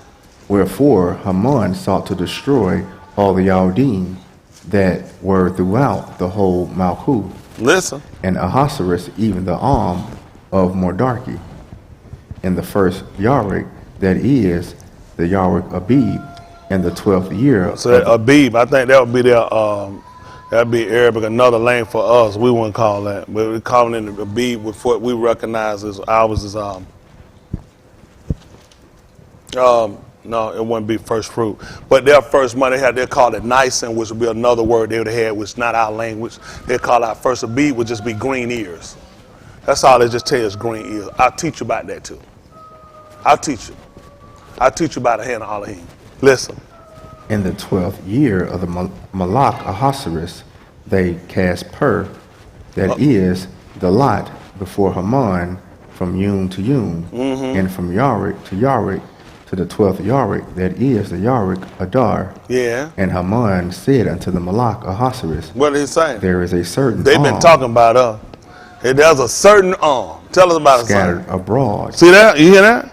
Scattered abroad through the 120 provinces that he had. From India all the way back over to what they call Ethiopia, which is Cush. Cush goes further than what these people told you. Listen. And dispersed among the arm in all the provinces of thou Malkuth. See that? That lets you know we weren't all in one place. But his purpose is to bring us back like he declared in Barashit when he said, let all of the Ma'im be gathered together well in one Malkum. That's how we know we're going to come back to meet him. See, eventually, at first, he sent all the water out of the gun. The Ma'im, he was sending the people out. And he let them disperse and ran all these other places. But he knew he's going to bring it all back to one place. So you had to understand it from a natural state. All that water didn't get him from nowhere. It all came from somewhere. But he's intended to bring it all right back to one place. Listen. And their Torah are diverse from all arm. So what you believe is like Christianity. That one makes sense. So you and the Muslims, y'all had the same belief. Did that make sense from what you're reading? Nope. The man that wanted to kill you tried to tell them that what you believe was different than what everybody else believed. What mean if anybody have a similar belief, you stole it from me. I didn't get it from you because mine was different than yours. Listen. Neither keep they the Malach's laws. See, So now you know they're going to hell now. Because it says something in the Bible about you supposed to keep man laws, whatever they are. Y'all see what no, he just said they're going to hell because they didn't. He just told you why they didn't do it. Because they're different. Your laws will have us doing stuff that'll be against our laws. When your laws intersect or go against, impede our law, we can't do it. That's right. That ain't saying that you can go down the street and do what you want to. You can rob no bank. That's not what he was talking about. It was just when it came down to the worship of different deities and stuff, our law don't let us do that. See, the rest of these laws, when in Rome, I don't go to Rome. That's right. You got what I'm saying? See, I know so many people, that's what happened with a lot of these little Israelite camps. See, when they hear that, that means you can just start shooting people, raping. We ain't raping them because in our law, nigga, I don't know where you got that from. You're a raper. Yeah. We don't have no law that tell go around raping no women. Right. You got what I'm saying? So don't. I know when I say stuff, people quick to take parts and bits and pieces of what I said and establish their own Sadiq. Yep. I never said that, and that's not what he was telling them. If you look at what the matter was, the Malak had set Hyman up and told him that he was supposed to be worship of the people. We don't do that. Now, it's against our law. When he brought us out, he said, I showed you no similitude of what? Man or beast, so we don't do it. It's going to be against our Torah. So therefore we can't do it. That's why it was the verse he looked at. There is a difference with these people versus everybody else. You got me? But please don't go and take that I said you don't have to obey these people law. I did not tell you that. It's only when they impede our laws. When they go against our Torah, we don't keep them. Plain? Yes, sir. Listen, I want to make sure I cleared it up. I know these people in here. Listen. Therefore, it is not for the Malak's profit to suffer them. See that? To permit them, to keep them around. What happened? If it please the Malak, If it pleased them Allah. let it be written that they may be destroyed. See that? You don't know. See, this ain't important to you. Don't pay that no attention. For the absent-minded nigga, America has laws. Yes. On their laws, they still have stuff about slaves. The killing of, the hanging of, and the keeping of. This is how they justify themselves. It's not wrong if it's not a law against it. So all they did was created laws that favored their behavior. That's why white folks don't feel conviction when they do stuff to you when the law justifies it. That's why you don't have conviction when you're here keeping the Shabbat, because the law justifies it. So all he did was compose him a bunch of lying sayings and put them together to justify evil actions. When he incarcerates you, he's justified because all he's doing is his job, and after all, that's the law. See, white people learn how to beat you with their books and with your books. You just weren't intelligent enough to catch it because it wasn't time yet. But now the tides are turning, the tables are turning, and now you're becoming to take on intelligence. That's right. Then y'all told us that. He told us intelligence was going to get on our people. Now we getting intelligent, we realize that you just made up some shit just to make a fool out of me. Yep. You made up stuff to make me feel bad about myself when I shouldn't have. I should have felt bad about myself because of my transgressions, not because of something you fabricated. It's that important that you know this. Come on, finish this up. And I will pay 10,000 talents of silver to the hands of those that have charge of the business to bring it into the Malak's treasuries. Mm-hmm. And the Malak took his ring from his hand and gave it unto Haman. See that? People don't believe it. It's money ain't killing you. Y'all don't know these white corporations pay money to the government to kill you and experiment on you. See, you just don't believe it. Everything that's happening to you, everybody read your book. I don't know where people get this shit from. Crime don't pay. How crime don't pay? What the hell they building more prisons for? Prisons ain't putting them in whole prison making money. Institution governments making money from incarcerating you, from killing you. The pharmaceutical company, all these people are in together. Why you think these people working for your harm and your death? Because it's not beneficial to keep you around if you won't submit to their will. You know what problem? You read this book and you think it's a joke. You don't realize everything that happened one time, the book ain't nothing new on the Shemash. That's right. It's nothing these folks gonna say, see here is new. It's already been done before. We seen coronavirus hit Mizraim before. We seen them play it before. This ain't nothing new. All they keep doing is changing the name of it. Call it Yahuwah working. It's a pestilence. That's right. They trying to rename and make you think something new. He been the same Alahym. He said the same yesterday, today, forevermore. That's ain't right. nothing new. That's right. They just keep switching up every time they get confused. They don't want to keep telling you we getting defeated by the same. They want to make you think we conquered SARS. We conquered the chicken pox. We conquered Blue Bunny plague. They a liar. It keeps coming back up and they change the name and say H1N13. This shit ain't nothing but the bird flu all over again. That's right. Chicken-headed ass. That's right. If everybody got the bird flu, why they ain't laying no eggs? That's right.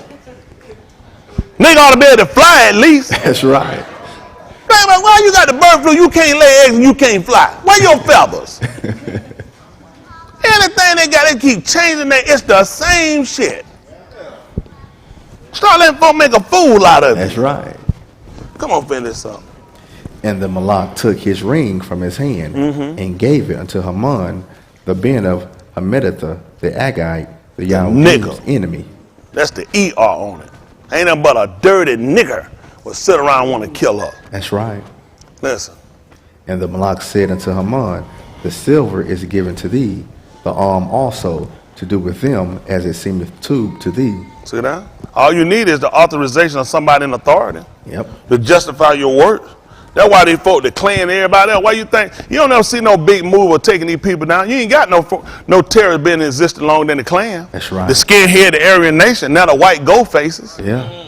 The Aryan, listen, all they keep coming. Listen, all of them the same people. They just keep changing. All of them work to kill you. That's right. And ain't no government system out here to stop them or wipe them out. How hard is it to tell a bunch of damn folk with swastikas on their forehead and bald head?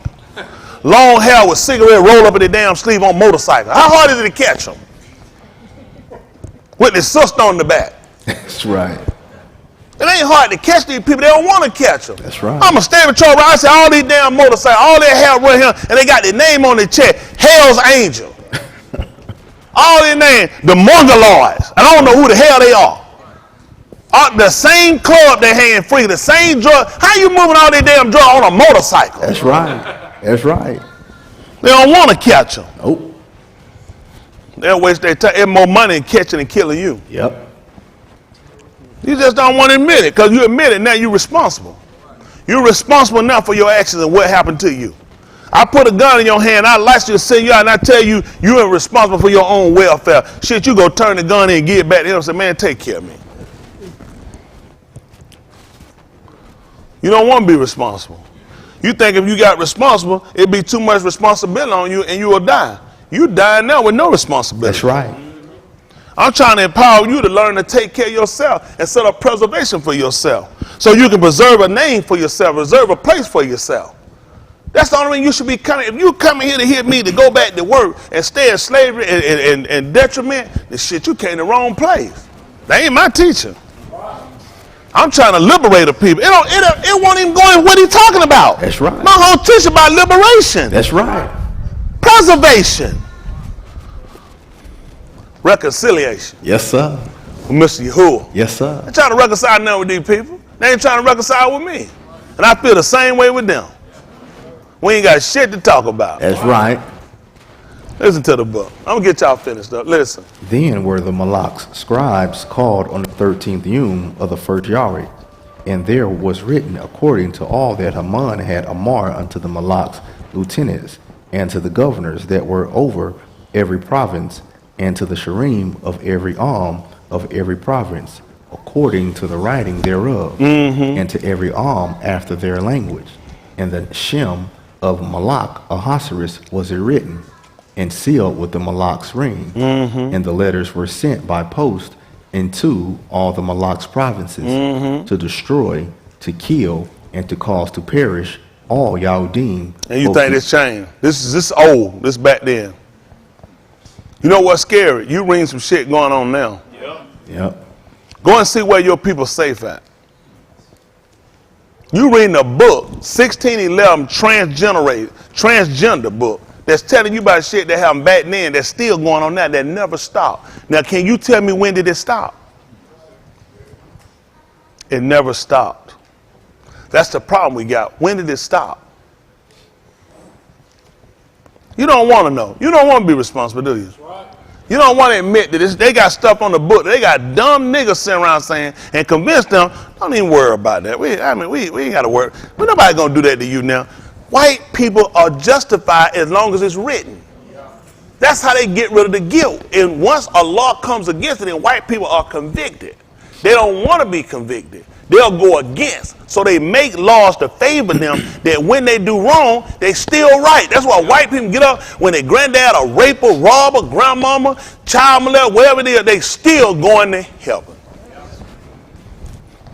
Because back then, it was right. Back then, people just did what they knew. That's how they justify themselves. That's the same thing they're doing now, and their kids later on down the road will say the same shit about them. 50, 200 years now if the riots keep going. Unless we stop it and change it. At the 4th chapter right quick. We'll roll through here and get y'all finished. Same book. A star. 4 and 1. Listen. When Mordarchi perceived all that was done, Mordarchi rent his clothes and put on sackcloth with ashes, and went out into the midst of the city, and Sayat with a loud and bitter Sayat, and came even before the Malak's gate, for none might enter into the Malak's gate clothed with sackcloth. Yeah. And in every province, whithersoever the Malak's Amar and his decree came, there was great mourning among the Yahudim. See that? Mourning. No action. No action. Listen. And fasting, and weeping, and wailing, and many lay in sackcloth and ashes. So Astar, maids, and her chamberlains came and told it her. Then was the Malchah exceeding grieved, and she sent raiment to clothe Mordecai, and to take away his sackcloth from him. Wow. But he received it not. Then called Astar from Hatak. That's what a nigga do. Mason come out with some new polo shit, they happy. Your ass getting murdered and slain. You saw what he did. What good them clothes gonna do when these people got laws on the book to kill me? Well, I'm just gonna dress better when I'm dead? This should be important to you, because this is something that affects you even today. You're not reading history, you're reading what's happening in the present. That this man was not going to sell out for their goods when his life was still hanging in doubt. That's right. When people that look like him, that worship like him, could be slain at any moment. That's right. So as they handle something, we get it. We good and happy. Right back to damn niggified. He wasn't taking it. What goes a shirt? Hey, you want the new shirt? Hell no, I don't want to. Take it back. These people trying to kill me. Am I making this up? No, sir. This is my interpretation. Nope. Why didn't he take it? His soul, his life, his existence were more important than their clothes. Listen. Then called Astar for Hatak, one of the Malak's chamberlains, whom he had appointed to attend upon her, and gave him an Amar to Mordecai to know what it was and why it was. What happened? So Hatak went forth to Mordecai unto the street of the city, which was before the Malak's gate. And Mordecai told him of all that had happened unto him, and of the sum of the money that Haman had Shaba to pay to the Malak's treasuries for the Yahudim to destroy them. What happened? Also he gave him the copy of the writing of the decree that was given at Shushan to destroy them, to shew it unto Astar, and to declare it unto her, and to charge her that she should go in unto the Malak, to make supplication unto him, and to make request before him for her arm. And Hatak came and told Astar the Dabarim of Mordecai. Again Astar spake unto Hatak, and gave him Amar unto Mordecai. All the Malaks, Abadim, and the of the Malak's provinces do know that whosoever, whether Ish or Asha, shall come into the Malak into the inner court, who is not called, there is one Torah of his to put him to moot. You hear that? Yakra, he had to call you. Yakra, if he hadn't called you, you don't want to just come. He has to call you. That's the only way you can come in. He got to summons you. Listen. Except such to whom the Malak shall hold out the golden scepter, that he may kai, but I have not been Yakra to come into. See that? He ain't called me.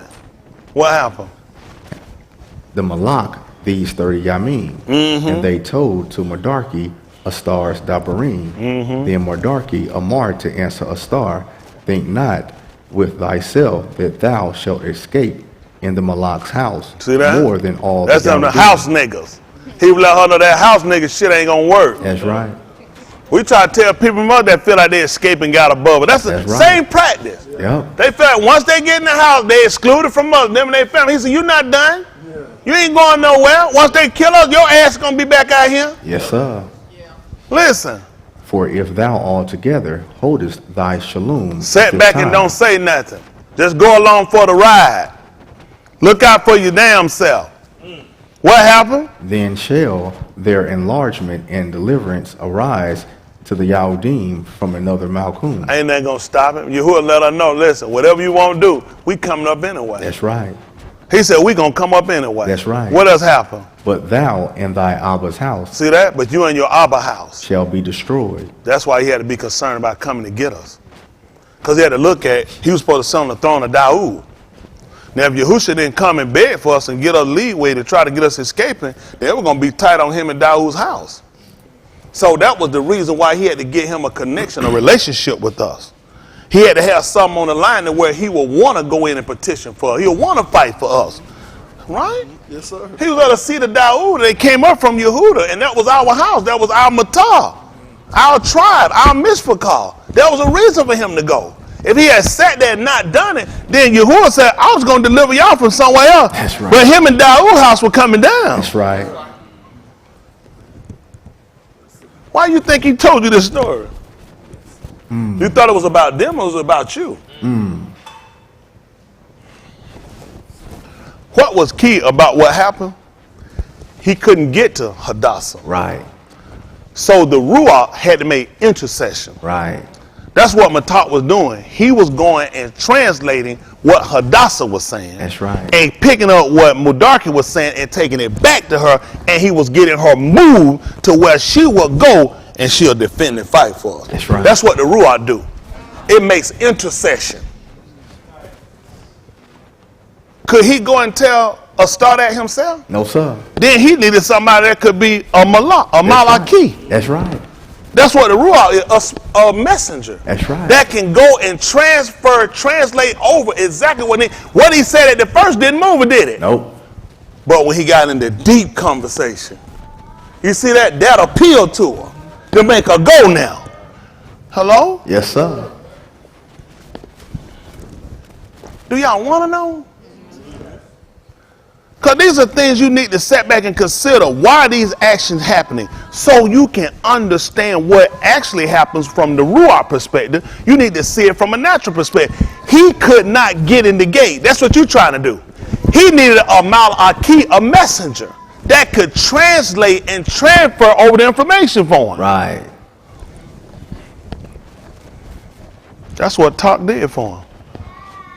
Translate the message over and get it to a point where she would hear it and she would petition the Abba, the Malak, the emperor, who had the authority to change the writings. That's right. We needed somebody that could change the writings where it wasn't against us, but that it'll be for us. That's right. Hello? Even Yahushua told us that. That which they intended for our Rasha, Alahym intended for our too. That's right. To be just like it is, to save much arm alive. He intended for our too. Yes, People sir. just missed it. That's right. I'm moving forward. Go give me the night chap so I can keep finished. It ain't gonna work. I know y'all tired. Don't worry about it. Y'all should know I'm gonna be a teacher. I don't want to sing y'all stupid. That's what you been. Well, ignorant more. Some have been stupid. The fact they've known and still keep going doing the same thing.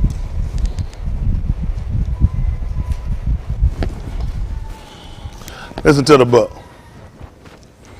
And Mordarki wrote these things and sent letters unto all the Yahudim that were in all the provinces of Malak Ahasuerus, both nigh and far, What happened? to establish this among them, that they should keep the 14th Yom of the Yarik Adar, Y'all said the 14th Yom of Adar, man, which And is the what called the 15th. 12th month. And what else? and the 15th Yom of the same year. And the 15th day of the same Yom.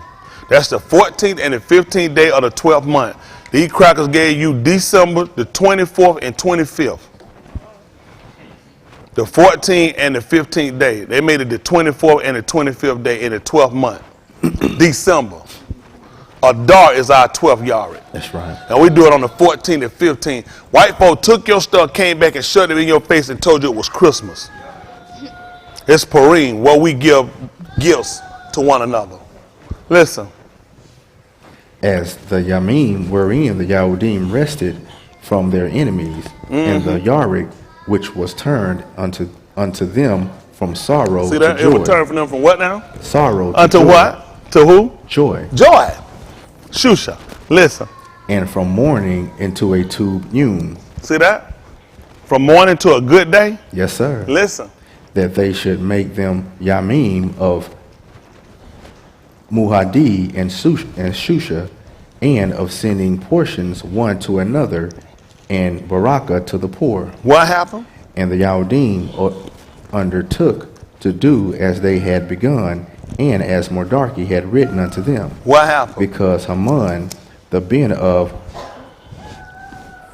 Hamedatha, the Agite, the enemy of the Yahudim, had devised against the Yahudim to destroy them, and had cast Pur, that is, the lot, to consume them and to destroy them. Yeah. But when a star came before the Malak, he Amar by the letters that his wicked device, which he devised against the Yahudim, should return upon his own head. See that? Came right back on him. Listen what happened. And that he and his Bani should be hanged on the gallows. How that work? That's right. That's your Torah. That's right. He visited iniquity of the fathers upon the children. So it makes sense not just kill him, kill his kids. Hello? It only makes sense. They're going to go get a decree. Why would we get a decree different than our law? It ain't going to, anything that's contrary to our law don't coincide. Our law ain't going to work for us. If you leave his kids will grow up and they'll do the same thing their fathers did. That's what he did when he left you here. That's why you put the same traits of Adam. So why would I want, if he set to kill me, why would I want to leave his kids? Don't make sense. Because the kids will repeat the same behavior of the fathers. So when they got a hustle to write the Torah, which is a law, they asked him to write not only that he died, but kill his kids. Because that's how our Torah worked. He will kill us and he will kill our kids.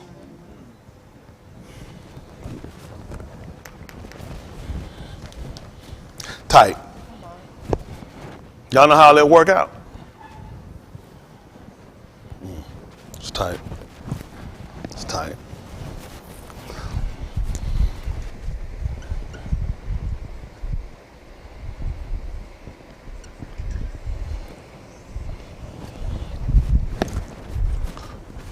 Garal. Garal. I want you to sit down. I want y'all to also put down the book of Matthew, chapter 27.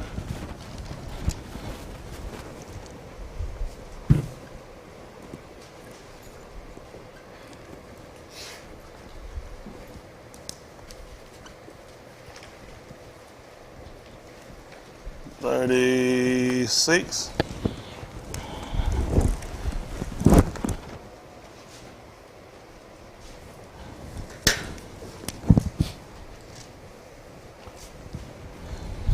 Trying to get them finished talking. Listen to the book. And sitting down, they watched him there, and set up over his head his accusation written. Y'all see what happened? Sitting down, they watched him now, and they set over his head an accusation which was written. This is Yahushua, the Malak of the Yahudim. Then were there two thieves crucified with him. Well, one on the right hand, and another on the left. value system. What happened? And they that passed by reviled him, wagging their heads, and saying, Thou that destroyest the Mashakan, and buildest it in 3 Yamim, Do what? save thyself. Come on. If thou be the Ben of Alahym, come down from the tooth. And Likewise also the Rosh Kohanim, mocking him with the scribes and Zakan, said, He saved others. Self he cannot save. tell them what happened. If he be the Malak of Yasharal, let him now come down from the tooth, and we will amon him. Yes. He trusted in Alahym. Do what? Let him deliver him now. If he will have him. What did he say? I am the Ben of Alahym. You can't believe it. Listen. The thieves also, which were crucified with him, Did what? cast the same in his teeth. Go ahead. Now from the 6th hour there was Kashak over all the Beth unto the 9th hour. That's all I need. Back me back up at the, pick me up over him. Barashik 21. Come on, we'll get through. Barashik 21. 12. We'll roll down through him. Other one, back me up at 27. Matthew 27, 19. Hold that for me. Listen to the book. And Alahym said unto Abraham, What did it say? let it not be grievous in thy sight because of the lad, Tell and me because why. of thy bondwoman, and all that Sarah hath said unto thee. Hearken unto her voice, for in Yasakak shall thy seed be called. Yeah. And also of the being of the bondwoman will I make a gooey, because he is thy seed. And Abraham rose up early in the morning, and took Lacam and a bottle of milk, and gave it unto Hagar, putting it See if on her. it's 22. 22. Let's see if it's 19. Listen to the book. So Abraham returned unto his young Anashim, and they Zarok up and went together to Beersheba. And Abraham dwelt at Beersheba. And it came to pass after these things, that it was told Abraham, saying, Behold, Milcah, she hath also borne Banim unto thy Ak Nahar, Huz his firstborn, and Buz his Ak, and Kumial the Abba of Aram.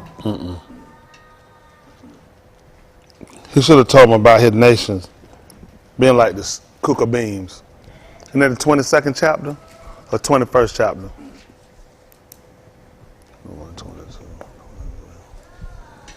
21, 22. I'm thinking 20. What is it? 26 and 4? Shouldn't have told him. I don't think it's. I don't know why I'm thinking 22. 22, 17? Back me up. Listen. I know it's 22, 21, 22, 17. Listen. And the field of Ephron, which was in Machpelah, which was before Mamre, the Where's he at? field. Where you at? Oh, it's 23. 22, 16. Listen. Yes, sir. And said, by myself have I Shabbat, saith Yahuwah, for because thou hast done this thing, and hast not withheld thy being, thine only being, that in Barak I will Barak thee, and in multiplying I will multiply thy seed, as the Kukabim of the Shamayim, and as the sand which is upon the Yam shore, and thy seed shall possess the gate of his enemies, and in thy seed shall all the Goim of the Arats be Baraka. That's good. At the 27th chapter, verse 19, 21, Matthew. Listen to the book. When he was set down on the mashpah seat, his Ashah sent unto him, saying, Have thou nothing to do with that Sadak Ish, for I have suffered many things this Yom in a Kalamut because of him. But the Rosh Kohanim and Zakan persuaded the multitude that they should ask Bar Abba and destroy Yahushua. The governor answered and said unto them, Whether of the twain will ye that I release unto you? They said, Bar Abba. Pilate saith unto them, What shall I do then with Yahushua, which is called Mashiach? They all say unto him, Let him be crucified. And the governor said, Why? What rasha hath he done? But they sigh out the more, saying, Let him be crucified. How many of y'all don't get it yet? Listen. When Pilate saw that he could prevail nothing, but that rather a tumult was made, he took Ma'im and washed his hands before the multitude, saying, I am innocent of the dam of this Sadak person. You what now? See ye to it. Why y'all think he did that? Because of pur. It means to cast lots. When you cast lot, you actually talking about pebbles. You know what else can be pebbles? Sand. That's how they knew what his decision was. That's why he told you the thieves also were crucified with him. They cast the same. He told Abraham, not only were they going to be like the Kukabim, they're going to be like the sand, like the pebbles. That's what they use. When they cast lot, the pebbles. That's how they knew what his decision was. That's how important it is to know what you are and what part you play. We know exactly what his decision was. That's why Pilate washed his hand and got away, because he realized the sand done spoke. This is Alahym's decision.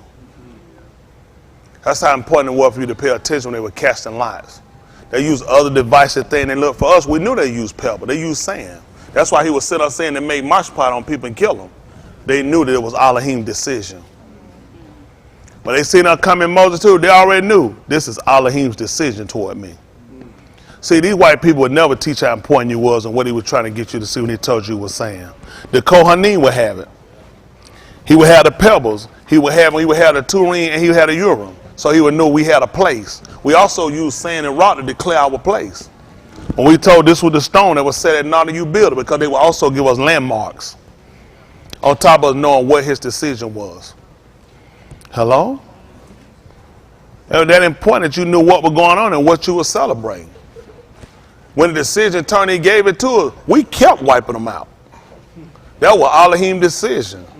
We had to be called back to stop. You don't find that significant about the killing a lot of people in the time they set up and they sat down, they dedicated? They took the 14th and the 15th day. So do you when you come up for Passat. You do it the 14th day at evening, which will put you at the 15th. Hello? You know how they did it? They cast lots. So do we for Yahushua. He told you that we did for his garments. He said we cast we cast lots. See, you people sleep on me. I do this for a living. You thought I was going to get away? Not going to get away. That's how important it is when we come together and what we do. Hello? That's how important for us to keep with the Ruach. So we know what Alahym's decision is. So these people got us and made a fool out and made us think we were doubtability. But he actually set us up so we have access. See, when he sat there and he was at the gate, all he needed was access. I think Ephesians 2nd chapter about the 19th verse will tell you that. See what it say. Ephesians chapter 2.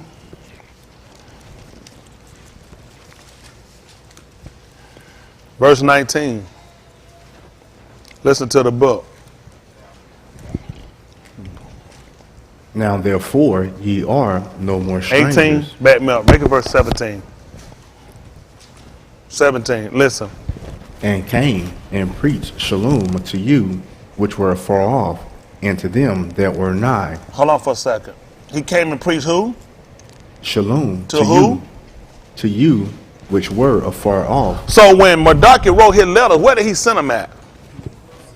To 120 provinces that was near? That were far off.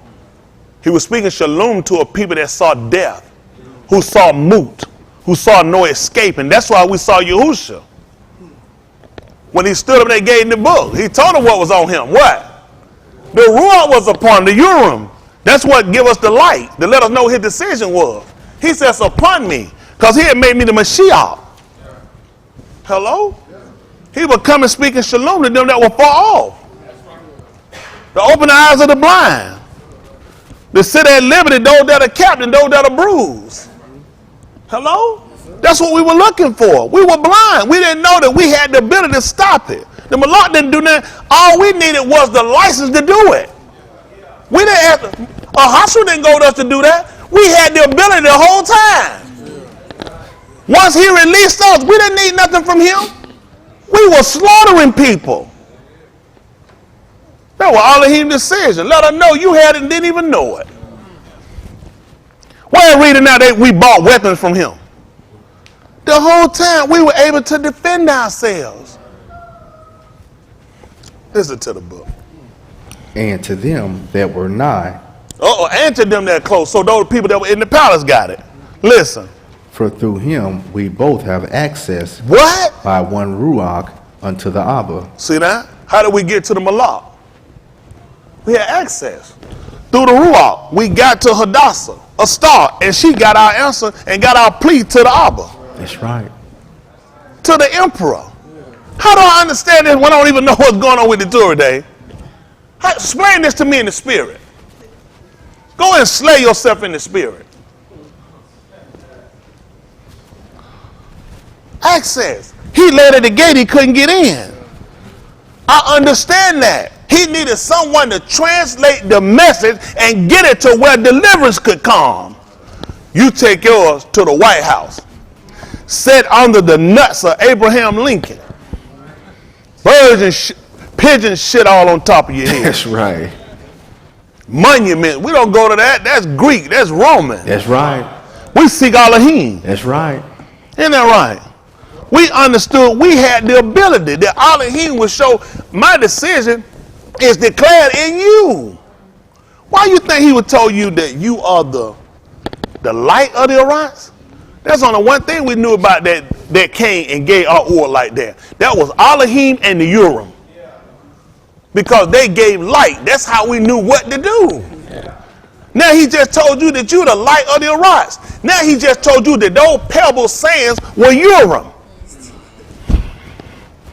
You're the Urim of the Orions. Which means I know what Alahym's decision is. Why am I waiting on their governor, their mayors to sign bills and put stuff in law for me? Why am I waiting on a job to be created for me? I already know what Alahym's decision is.